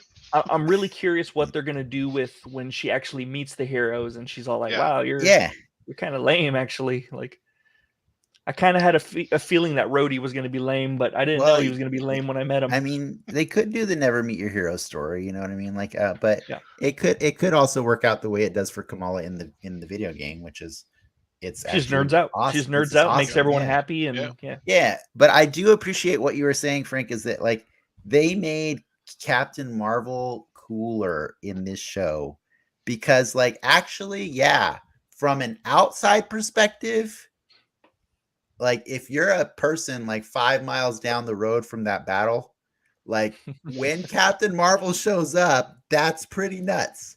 You know what I mean? For us, when it showed up, we're like, I have questions about power scale right now. Thank you. You know what I mean? Like, what's going on here? But no, for seriously, like, if you're just a random citizen who's afraid for their lives that battle is going to spill out, and then one human being shows up and destroys the entire fleet, yeah, she does look pretty badass. And the other thing about it is, after she does all that, she dips out. So not only is she possibly the most powerful, she's also the most mysterious, right? Yeah. Like, so, like, that's why people want to speculate about her, because they don't know anything about her other than the way she changes her hairstyles and stuff like that. You know, like, yeah, and even people like Captain America, they have that prevalent rumor of him being on the moon. Yeah, even your terrestrial heroes have. So you got to have crazy fan theories about her, right? Yeah. We totally need like a MCU InfoWars conspiracy theory show. Yes. Debunking. Well, I mean, that was J. Jonah Jameson, right? Like, but we didn't get to see the other stories, right? Show. Like, that would be a great show. I want to hear J. Jonah Jameson's hot takes on, that'd be fantastic. Hot takes on Captain Marvel. I'll give J.K. Simmons any amount of money to do. It'd probably end up on Stars. It'd probably end up on Stars because it's Sony show. Yeah. Let's move on to the other characters because we have a few more. There's other characters in that? Yeah, there's Bruno. What about Bruno? I saw he's the guy. I thought we don't talk about him. What the hell? But today we are talking about Bruno. Breaking that rule. Okay. Right. Brian, what'd you think about Bruno? Played by Matt Lintz. Pretty stereotypical guy in the chair, right? But he seemed to have good chemistry, and I didn't see him in a chair much yet, but yes, he was stereotypical. But he's the genius nerd design, which is an interesting thing, right? As far as I know, that's not really a big part of Kamala Khan's backstory. So I'm wondering if his gadgets will play a more important role in sort of her development as a hero. I took it as he's probably the excuse for when she gets her really nice suit. Yeah, the one that can integrate with the band with the stretchies. Yeah. We'll see. I don't know. I do like him as a character because he's pumping her up, right? Like he's giving her the confidence that she doesn't have for herself. And he is telling her that there is no reason a brown girl from Jersey City can't go save the world. Just go save the world. But yeah, it's right now he's just giving me extreme guy in the chair vibes. But who knows? What do you think, Frank? I don't really care either way. I think I like the way he plays off the family. I like the way they kind of accept him. He learns their language, man. That's pretty cool. To program into their bootleg into the Zuzu box. Yeah. No, and I do appreciate I appreciate the techie people because there's a void of tech people in the Marvel universe, I think. Because they're saving up for Armor Wars. Well, yeah, no, but I mean, like Spider-Man is normally a techie person, and he's not really there present. There's no Amadeus Cho yet. There's no Reed Richards. Well, there's kind of there's one quarter of a Reed Richards in a pile somewhere. We're getting Ironheart. Yeah, we're getting Ironheart, but we don't have anything right now. So I appreciate that he's a little more techie. But I don't really. I hope they don't make him a love interest. Is my hope? Yeah, I was kind of on the fence. Like, do I want that or don't I? I don't want that because do it. Yeah, I think it's a Disneyfication of it, right? Yeah. Well, we'll see. I don't know. I hope they don't. But if they do, it'll probably kind of be like it's what whatever. If they do, and then he becomes the Gwen Stacy? That would be amazing. There you go. I would love that role. I love things like that.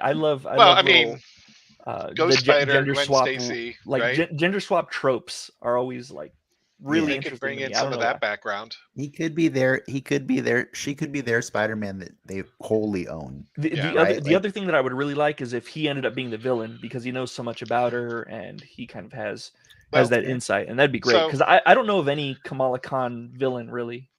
So let me throw this one at you. On that, we know that Secret Wars is coming, right?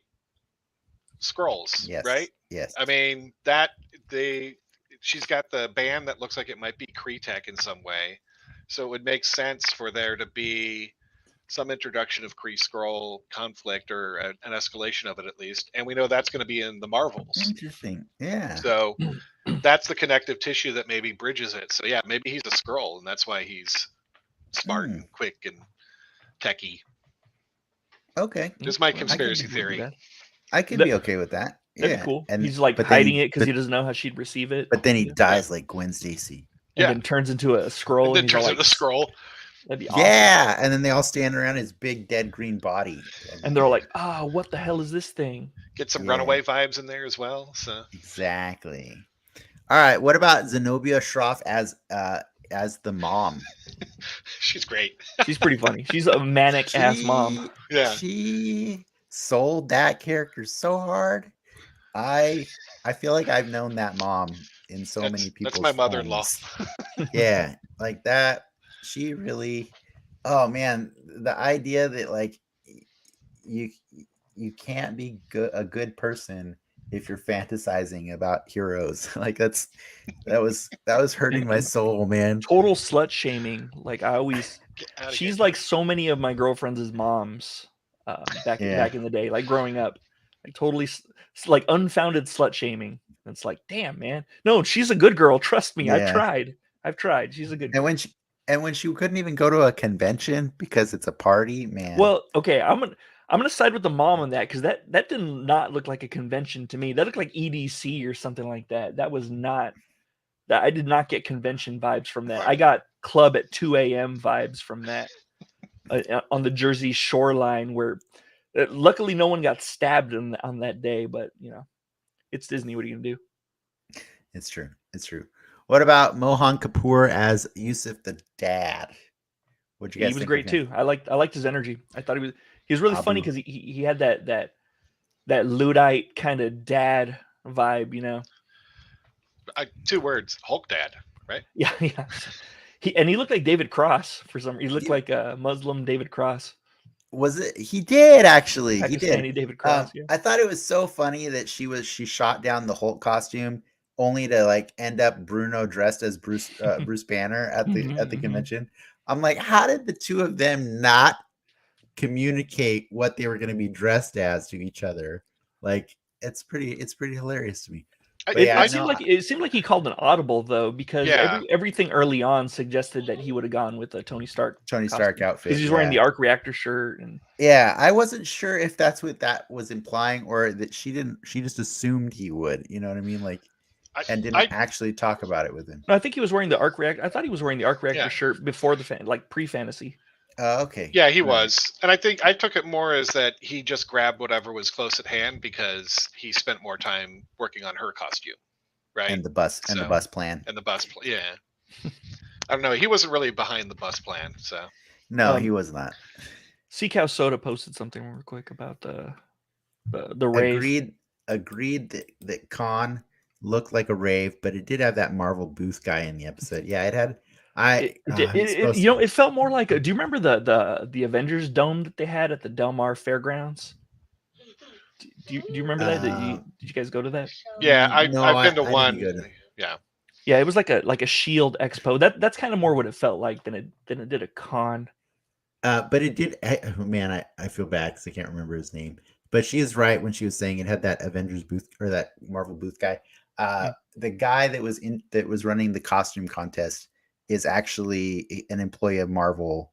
That he runs the official Marvel podcast, and he does a lot of the Marvel PR stuff. And he's always at Comic-Con every year. I can't remember his name right now. Out of a lineup. I can pick him out, but I forget his name right now, and that's my bad. And I'll take shit one day when we're super famous. He'll come back for revenge.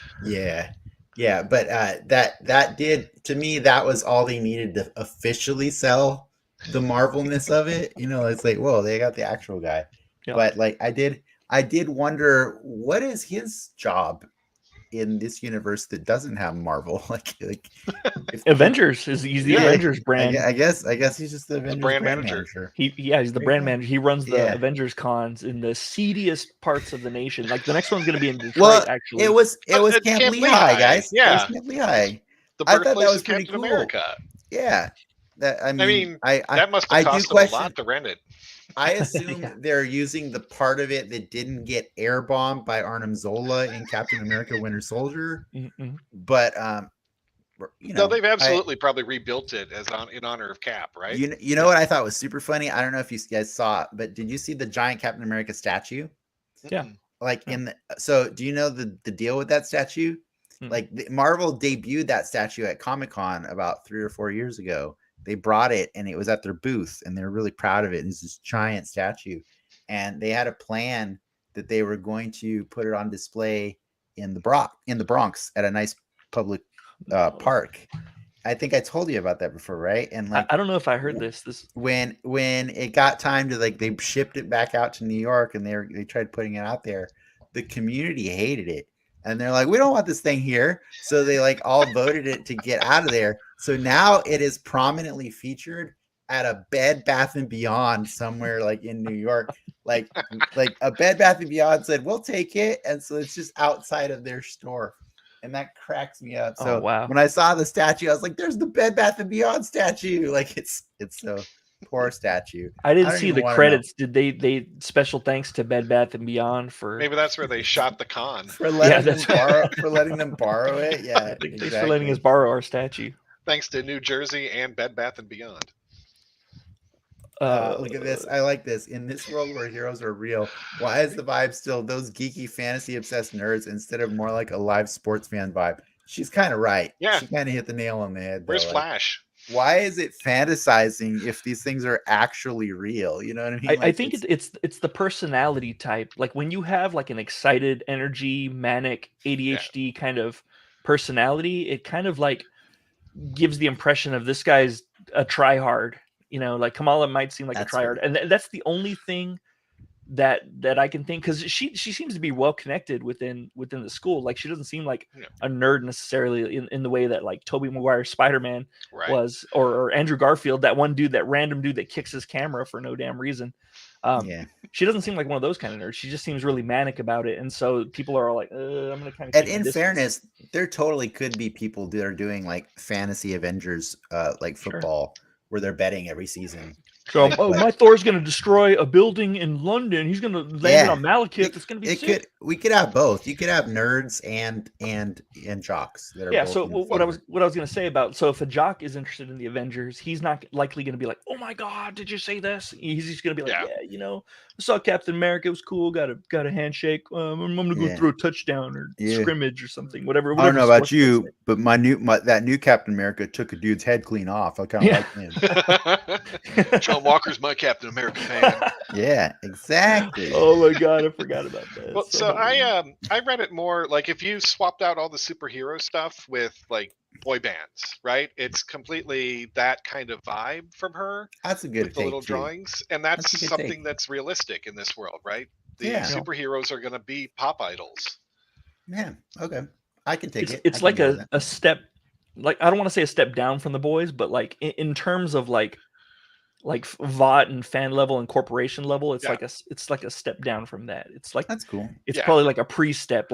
I'm sure if there is a company like VOT in the Marvel universe, that they might start privatizing the Avengers or something like that. In Oscorp. Oscorp, like the way the New 52 or whatever. What do they call it? I don't remember. Do you remember, Dennis? When they started the 50 state initiative, where they put the Avengers Initiative. It was it Avengers? Okay, yeah, it was Avengers Initiative. That's where I was saying that's where Blue Marvel was featured in. There you go. Comic. Yeah.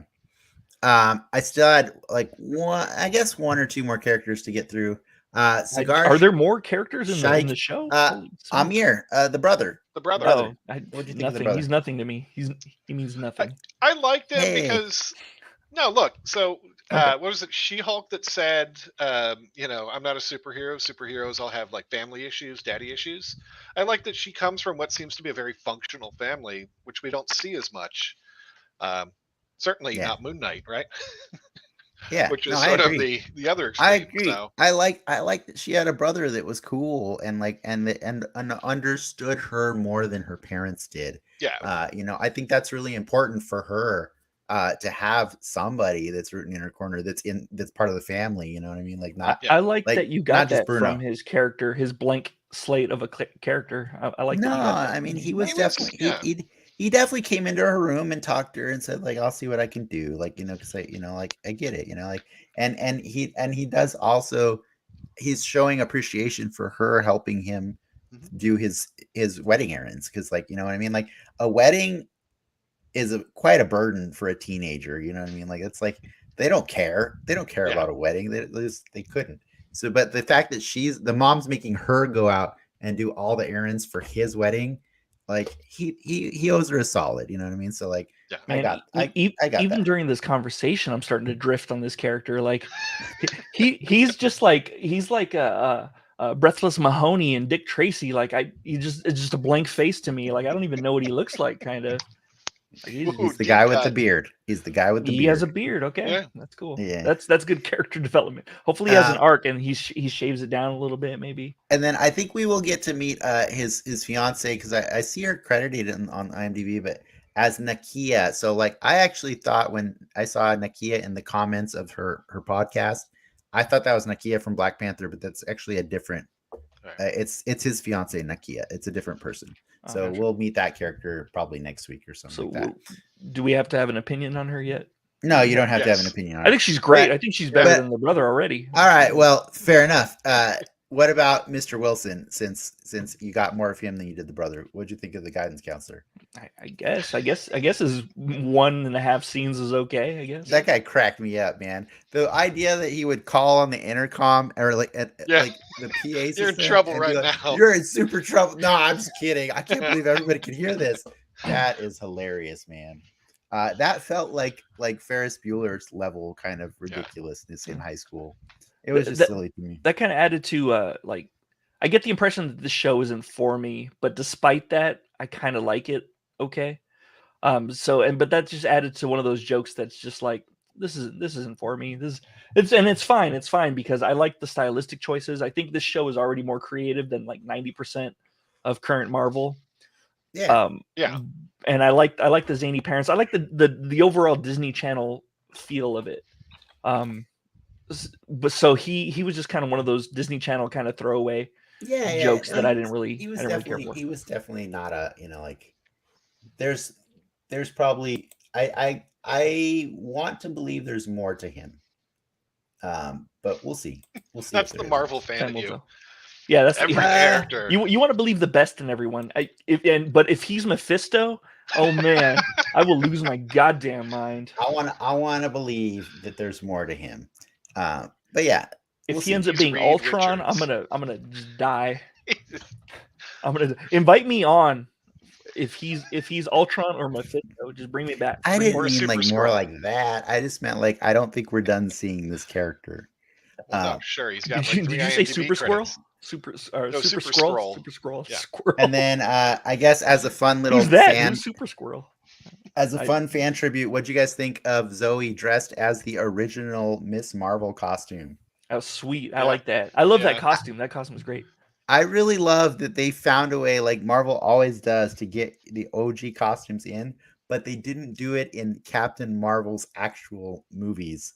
They're like, this costume does not deserve to be there, but we'll give it to you. And this is the perfect place for it. I loved it. I love seeing that. That was pretty funny to me.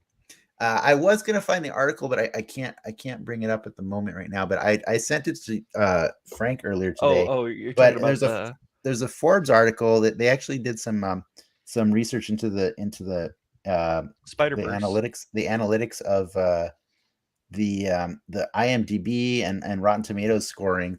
Apparently, this show has a 97% on Rotten Tomatoes. Yeah, it's pretty high as far as critics' reviews. It's officially the most or the best reviewed Marvel anything. Yeah, Marvel property. I thought Black Panther was. It's 96. It beats it by 1 point, right? 1%. Yeah, 1%.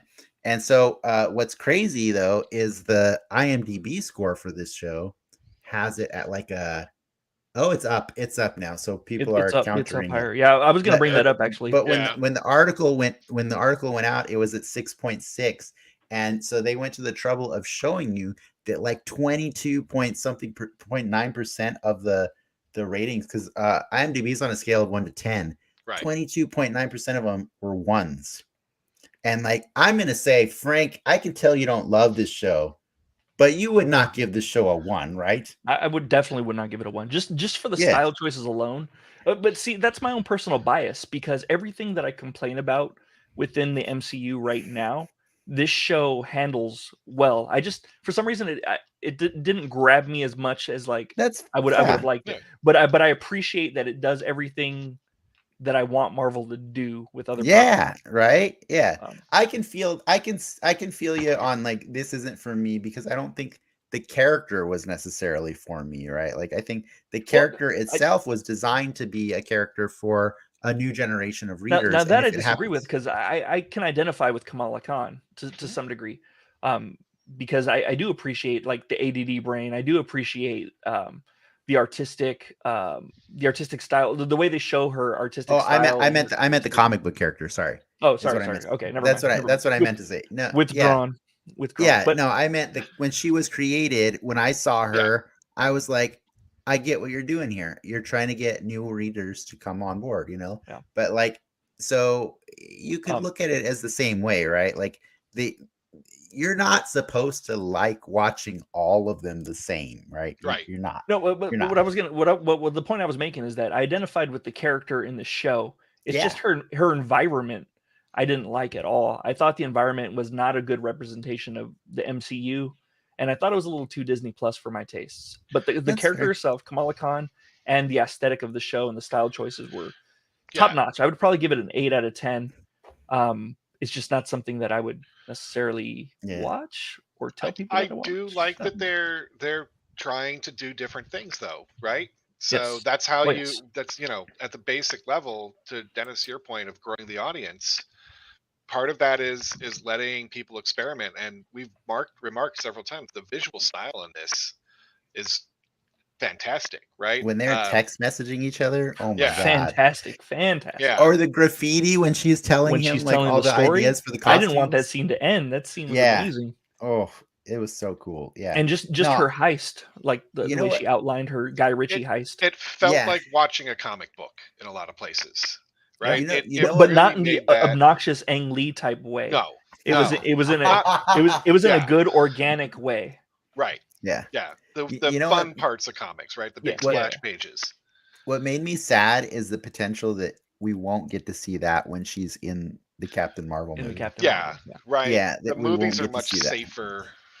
I will appreciate if they do some sort of POV swap or something along that nature, where we can have like maybe. Like in the movie Dune, and I hate, or not Dune, Doom with The Rock, and I hate bringing this up in a positive, but when they do that first person scene for like 2 minutes, and he's just first person chainsaw killing monsters, that was kind of cool because it was at least in the style of the game. So if they give us like maybe 10 minutes out of a 2-hour movie, I hope it's under 2 hours of a movie. What if they give you like 2 minutes? Fine, I will take it. I will take it. I will take. We're negotiating. I will take any amount of time with that. Yeah. Kevin Feige's watching this right now. He's like, yeah. So 2 Kevin minutes, noted. Feige, 4 minutes, please. I'm going to ask for 4 minutes. By the way, what burglaring Ricky's house? He's like, wait, hold on, let me take notes on this. Speaking of, what if it's him? Yeah.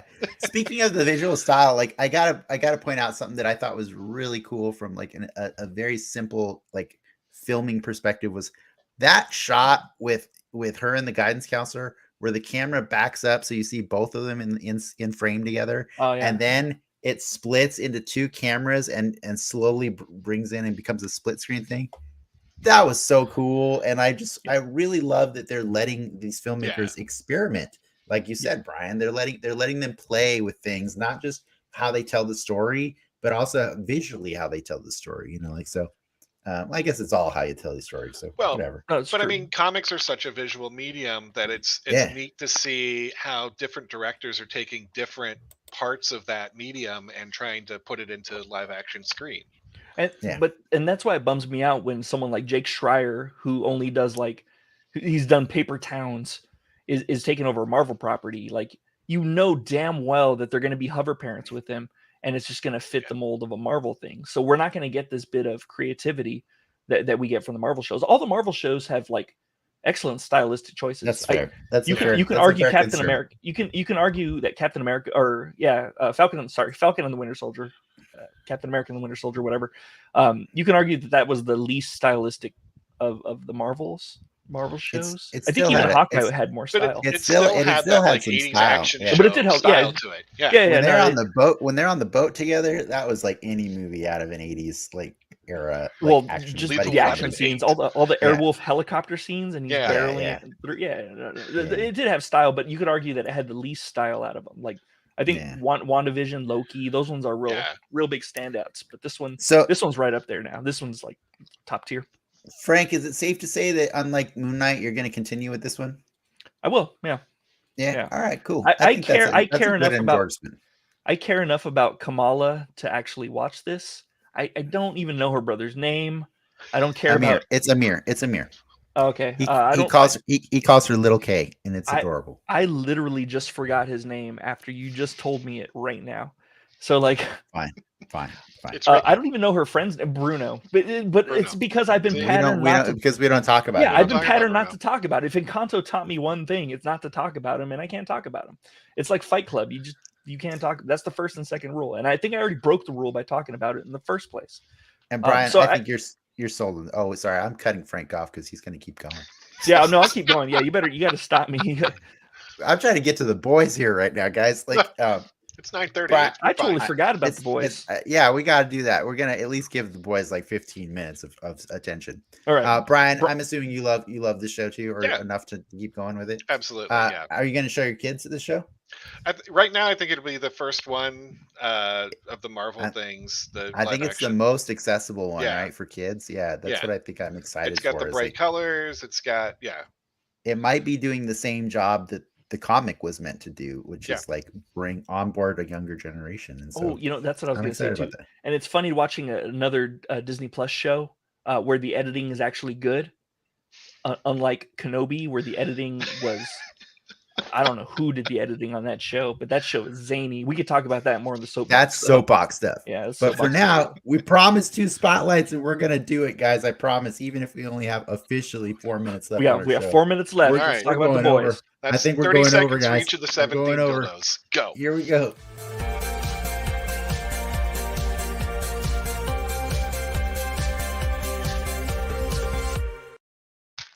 All right, I saved this one for last because they put the boys out today at like midnight, and I was pretty shocked because I told my guests, "Hey, don't worry, Amazon likes to put it out. They're cool. They like to put it out at like 5 p.m. the night before. It's pretty fun. I watched all 3 episodes last week at like before 8 o'clock.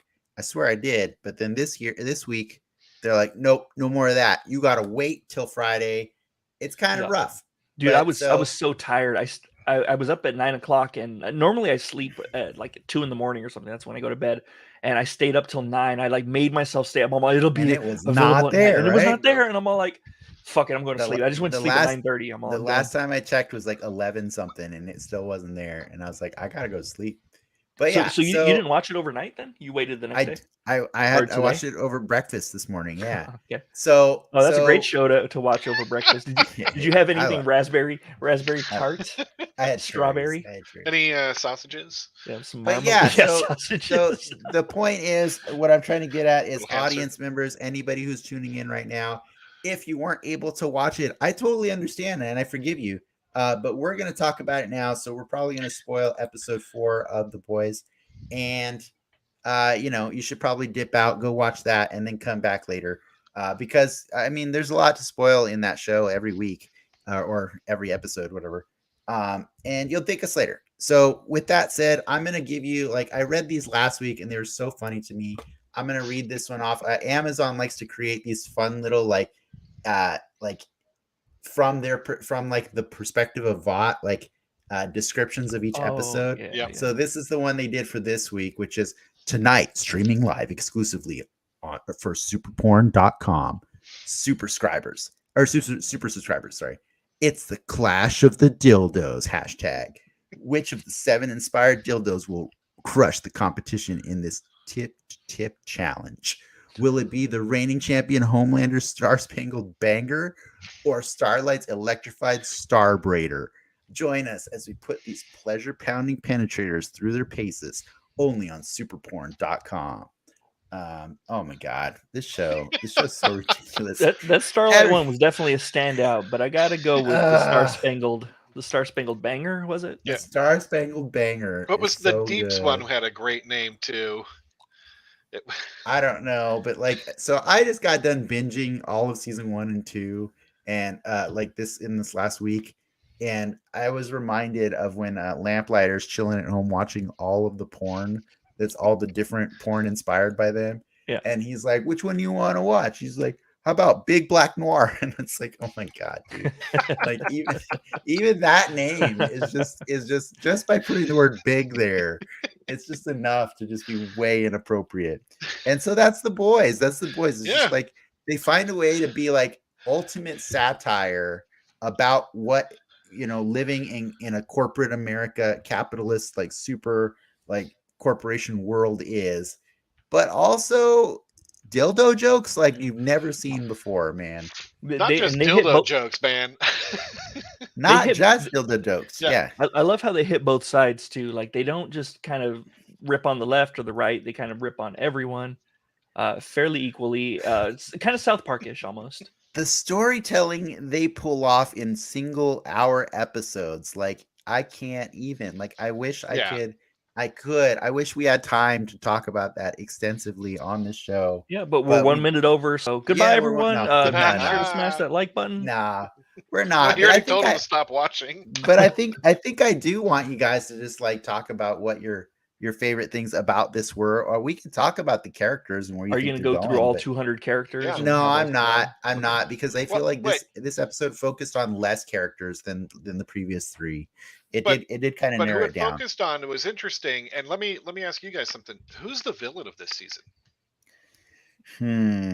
I would argue Homelander, I guess. I would argue that every season the villain is both Homelander and Billy Butcher. Yeah, Billy Butcher and Homelander. And every season. But I think this season they're making Huey, who's going for a fall, and there's. I mean, they're all going for a fall, right? Like as soon as Frenchie told Kimiko, yes, we're gonna go to Marseille. I'm like, oh no, retiring. Frenchie's dead. Frenchie's gonna die. Yep. Like we were both, Lindsay and I were both there eating our breakfast, saying, "Oh no, Frenchie's gonna die." Yep. In the moment, like I forget his name, Star Spangler or whatever the hell his name is. Soldier Boy. No. The friend of White Selena Gomez. I can't. Supersonic. Yeah, Supersonic. Yeah, Drummer Boy. Supersonic. Well, the moment he's all like, "Yeah, I'll help you," and I'm like, "Oh shit, you're bye, Supersonic. You were kind of a cool character." Although, how great was it that he talked to A-Train, and A-Train immediately was like, "Fuck these guys." Just fucking sold him out in a second. Him and the Deep both are just.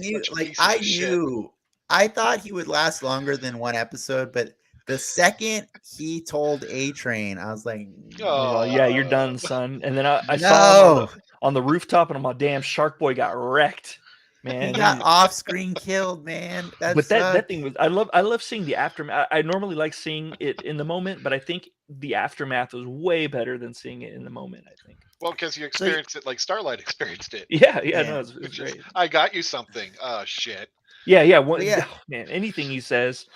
I just don't know. But that's what I think is hilarious about, like, so I think Homelander's the obvious villain of the show, right? Like it's, in fact, like they're giving him the last laugh every season, every episode right now this season. They're giving him the last laugh, right? Like he gives you that knife in the side right at the end of the episode, right before they. But when you see Giancarlo Esposito, like. He's the villain of every show, like any show. He's always the main villain. It doesn't matter what he's in. I want to see him in something where he's a good guy. That way I could suspect him as the villain. I did love watching him like talk shit to Homelander. Yeah. That was impressive. Everyone else is terrified of this guy, and he's just like, you're a child. What is keeping him alive though? I don't get. Is it because Homelander wants to he wants that guy He wants that guy to go through the court process. He wants to drag him through the shame walk, right? Like he wants the shame walk for him. Like I think that's what he wants right now. But it's what he wants at any given moment. Yeah. I don't feel that Homelander has the maturity to want that. I feel like why is he just cutting him in half? I think he wants that today and then tomorrow. Right. Yeah, he does not. Let me rephrase. Not who's the main villain. Are there any good guys? Is there anyone worth rooting for on The Boys anymore? Frenchie. I think the point of Starlight and Kumiko? Huey has always been to like root for them, even though you're watching the power corrupt them, right? Yeah. And so like I think they're the two that were meant to be that, like when the show first started.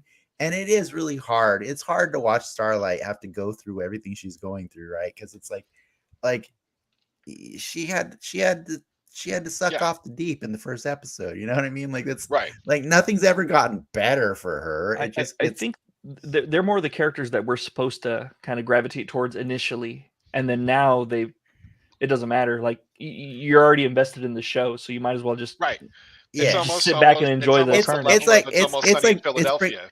It's like Breaking Bad. People. It's more like Breaking Bad, right? Yeah, like, I think Breaking Bad is good too. You know, it's not going to end well for anybody. Yeah, no one gets out of this clean. No one gets out of this except maybe your girl Ashley.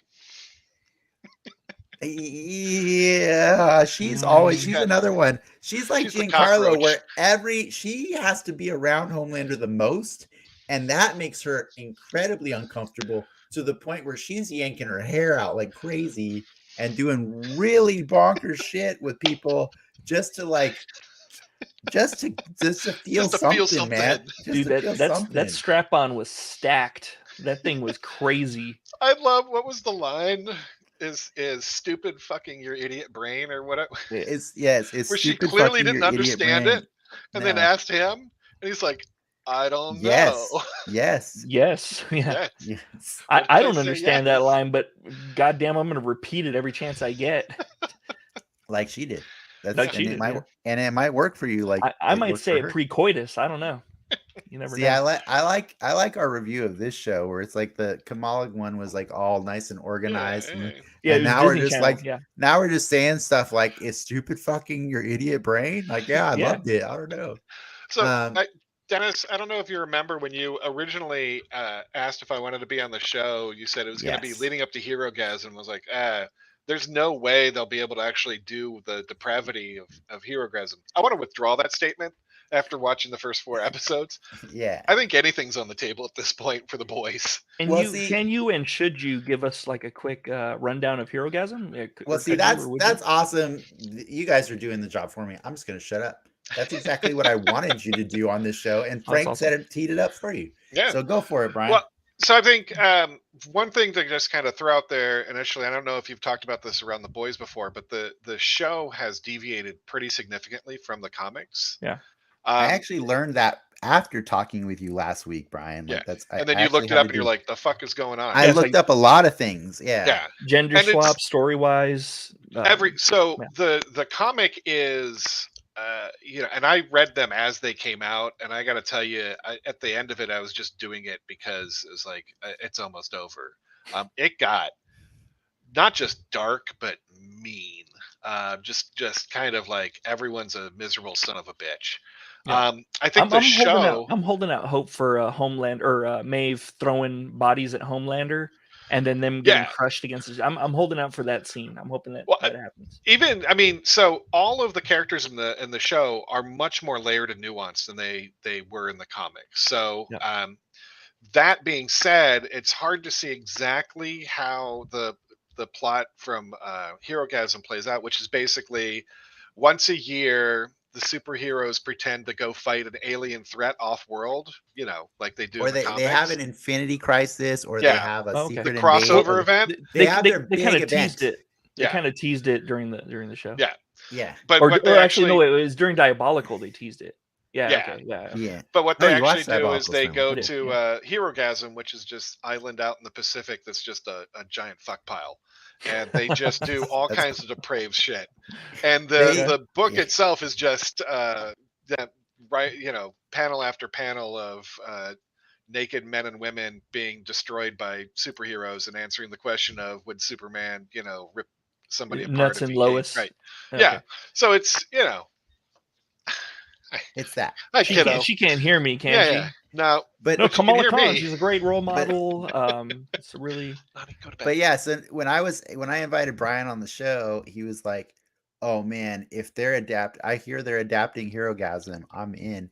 And I was like, what's that? And so like I actually ended up going and reading like 3 You issues read of it. all 6 of them? Oh, okay. No, I read 3. I got actually kind of bored of it because like the comic is older and a lot of it is just shock value. You know what I mean? Yeah. That's Yeah, what I yeah. think I love about like Eric Kripke and Seth Rogen and Evan Goldberg producing this and running it is they give you the shock value because Right. you know you want it, but they give you substance with it. You know what I mean? And I Yeah. think the nature of a comic book story is they have to draw it out as long as possible, so you keep buying an issue every week or every month or whatever and stuff. Right. And so What was you get Epstein's power in Herogasm? What was his? Did Maxwell have a power either? Or? They didn't know. They didn't know that he was the one who owned the island back then. That was gotcha. power. He's the wealthy guy. No. But you know, Batman. coincidentally, Herogasm, that little limited miniseries is actually where the character Soldier Boy was introduced to the comics. Yes.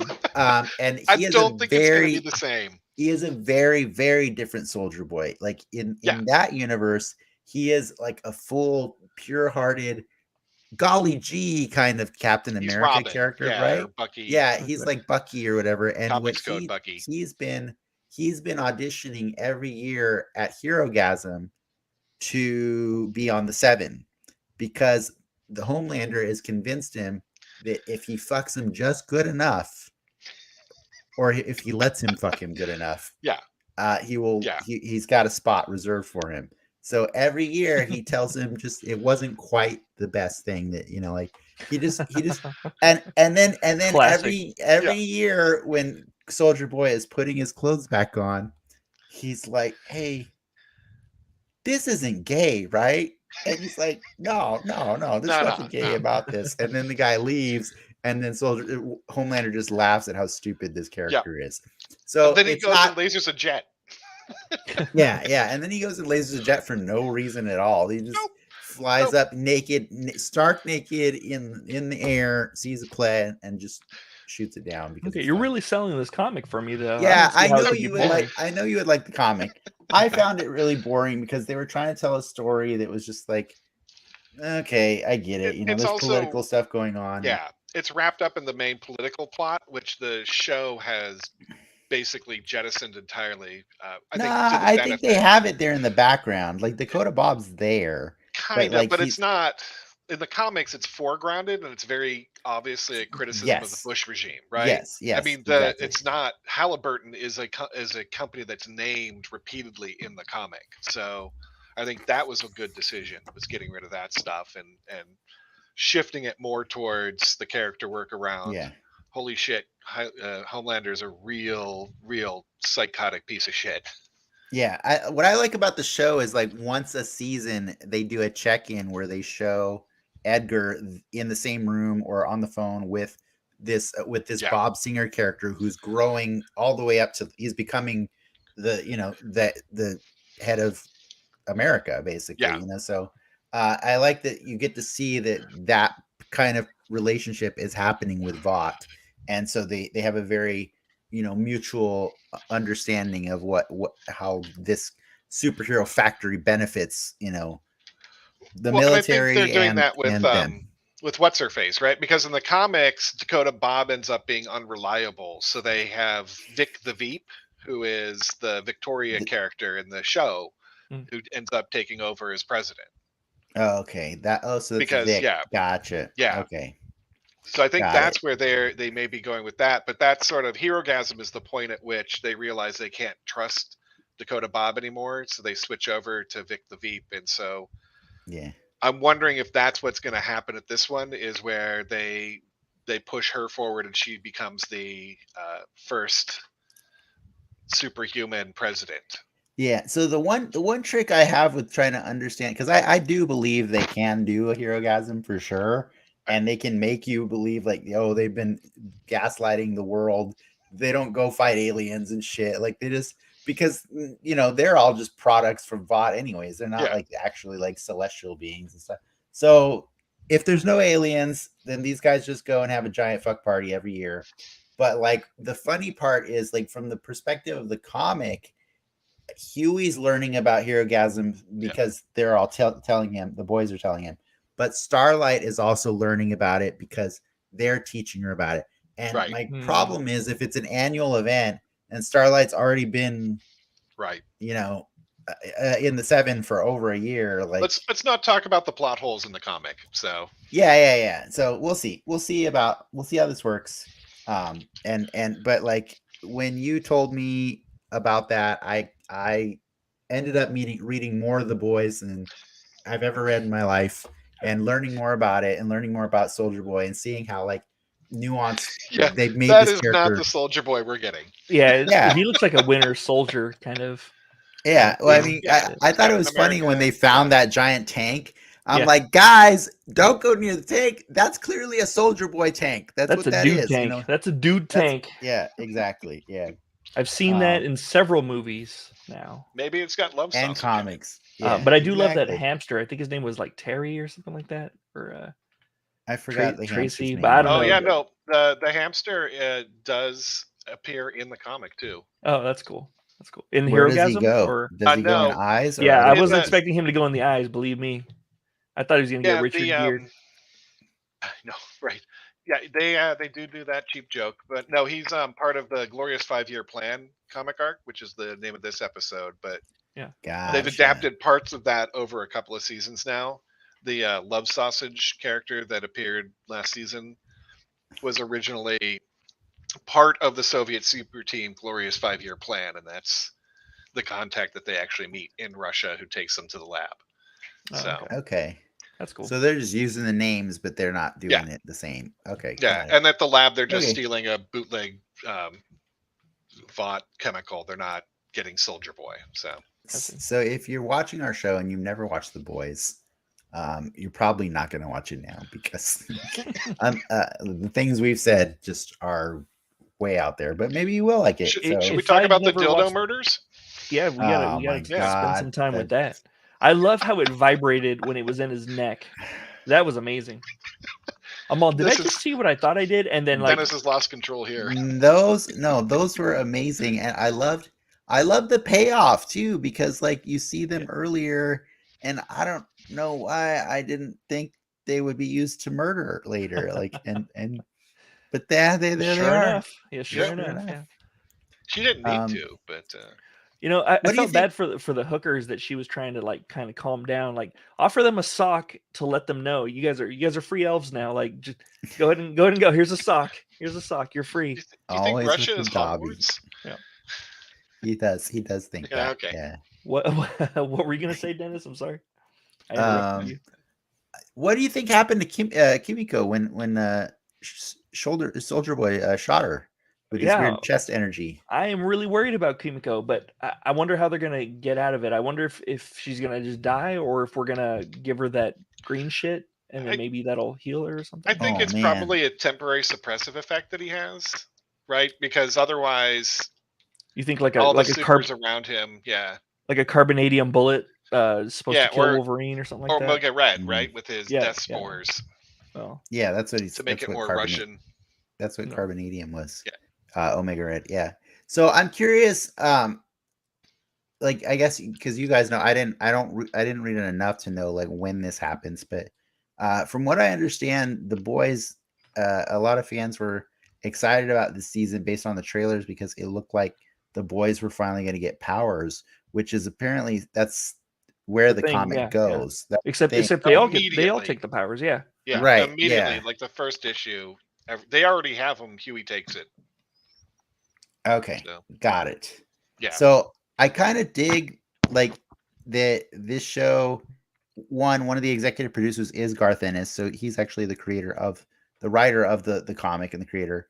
And so I love whenever you get the man responsible for the story to come on as an executive producer on in a different medium and do a what if kind of a different take on what direction could we go. So I really like that The Boys, the show, has chosen to keep them without powers for this long.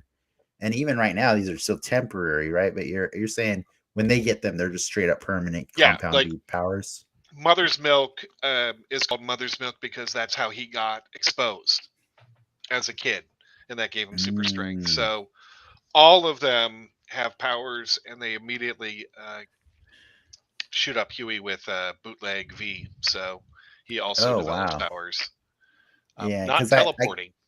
I kind of see the show as doing like the Game of Thrones approach, where like they're like, "Hey, shit, we know you guys want dragons and stuff, but like we can't afford that on this first season. So like, if you stick it out with us long enough, we'll get there." Well, I mean, the books did it too. Like there wasn't dragons until the end of book 2, and even then they were just barely hatched. And then I think the epilogue maybe somewhere at the end of book 2. So spoilers for book 2 of Game of Thrones. I'm really sorry, everyone. But in the comics, all their powers are the boys' powers are boring. They're all super strength, it's all and generic. durability. Yeah. It's nothing, no unique power sets. Okay. It's basically like 90s Marvel powers, just generic. So as two guys who have read the books way more than I have, what are you most excited about possibly seeing this season or in the future after the season? Oh, I totally want to see the X-Men ripoff with pedophile Professor Xavier and his really totally fucked up X-Men. I mean, you think the Wolverine, Jean, Cyclops love triangle is something. What do you see what the boys threw at them? I think I already said what I want. Like my stuff compared to Brian, my want is very simple. I just want some of the violence that comes off the pages. There's a scene where I think it's Maeve throwing live people in a subway station at Homelander, and he's just kind of standing there in a Superman pose, and they're like getting crushed like bullets into his chest.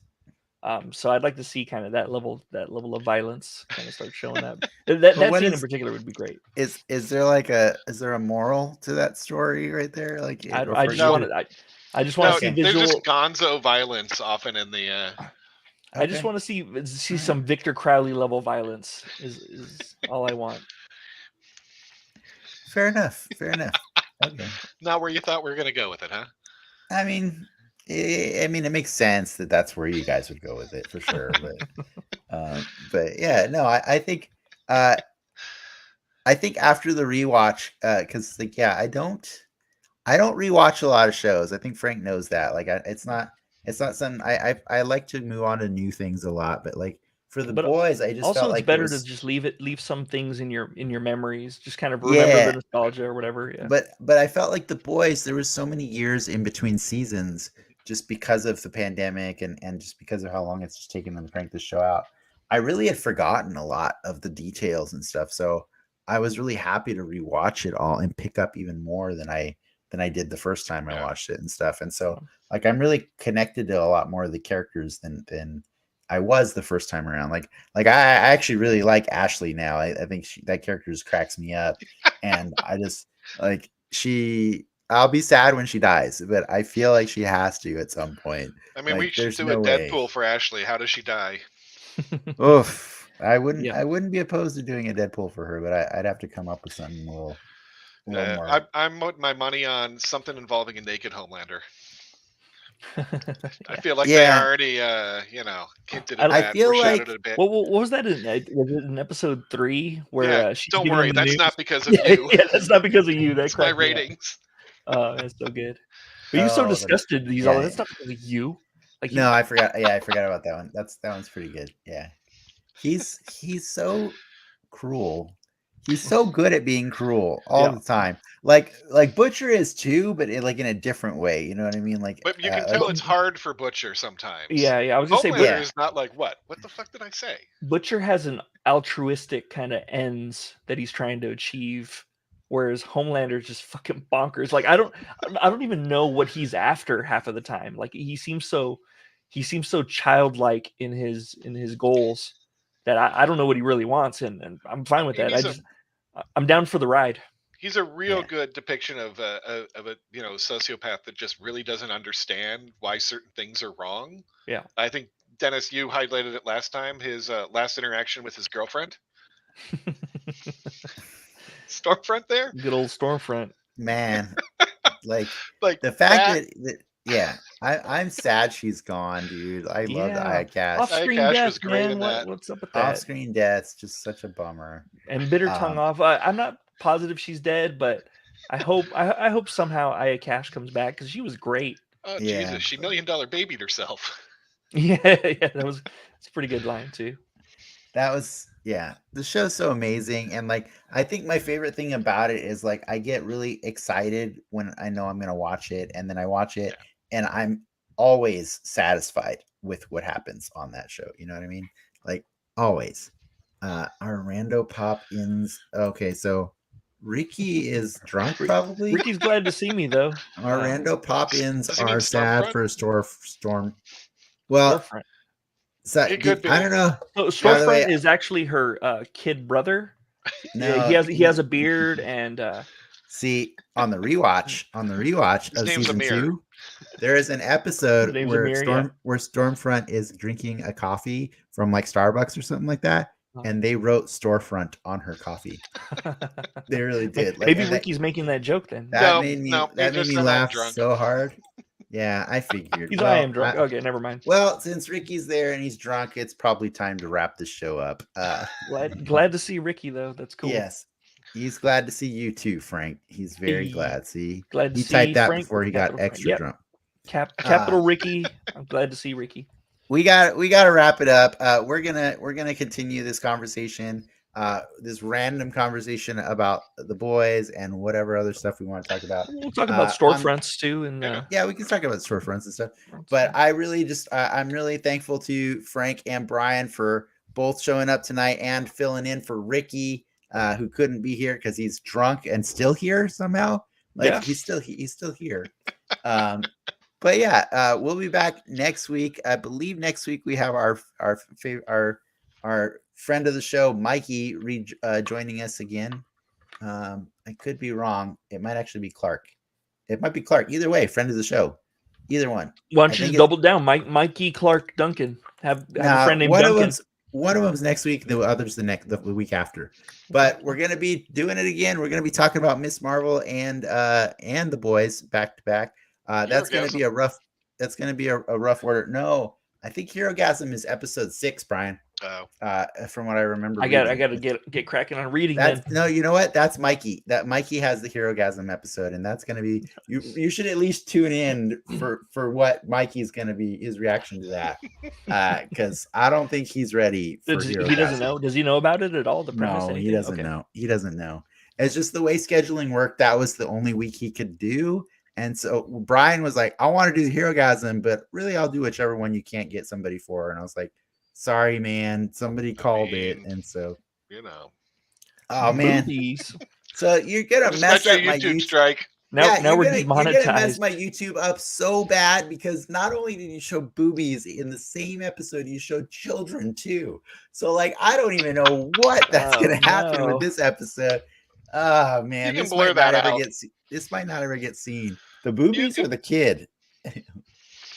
don't show whichever one I choose to. Yeah. All right. Well, I'm gonna maybe. I'm never coming back. It was nice meeting y'all. Maybe I'm withdrawing the thank you. I'm not sure. But yeah, next week we'll be back for the boys and Miss Marvel. Thanks to our patrons for supporting our growth and to our audience for tuning in. If you had fun, please remember to. What is it, Frank? What do they do? I can't. You got to smash that like button the way Kumiko smashes dildos in the backs of people's heads.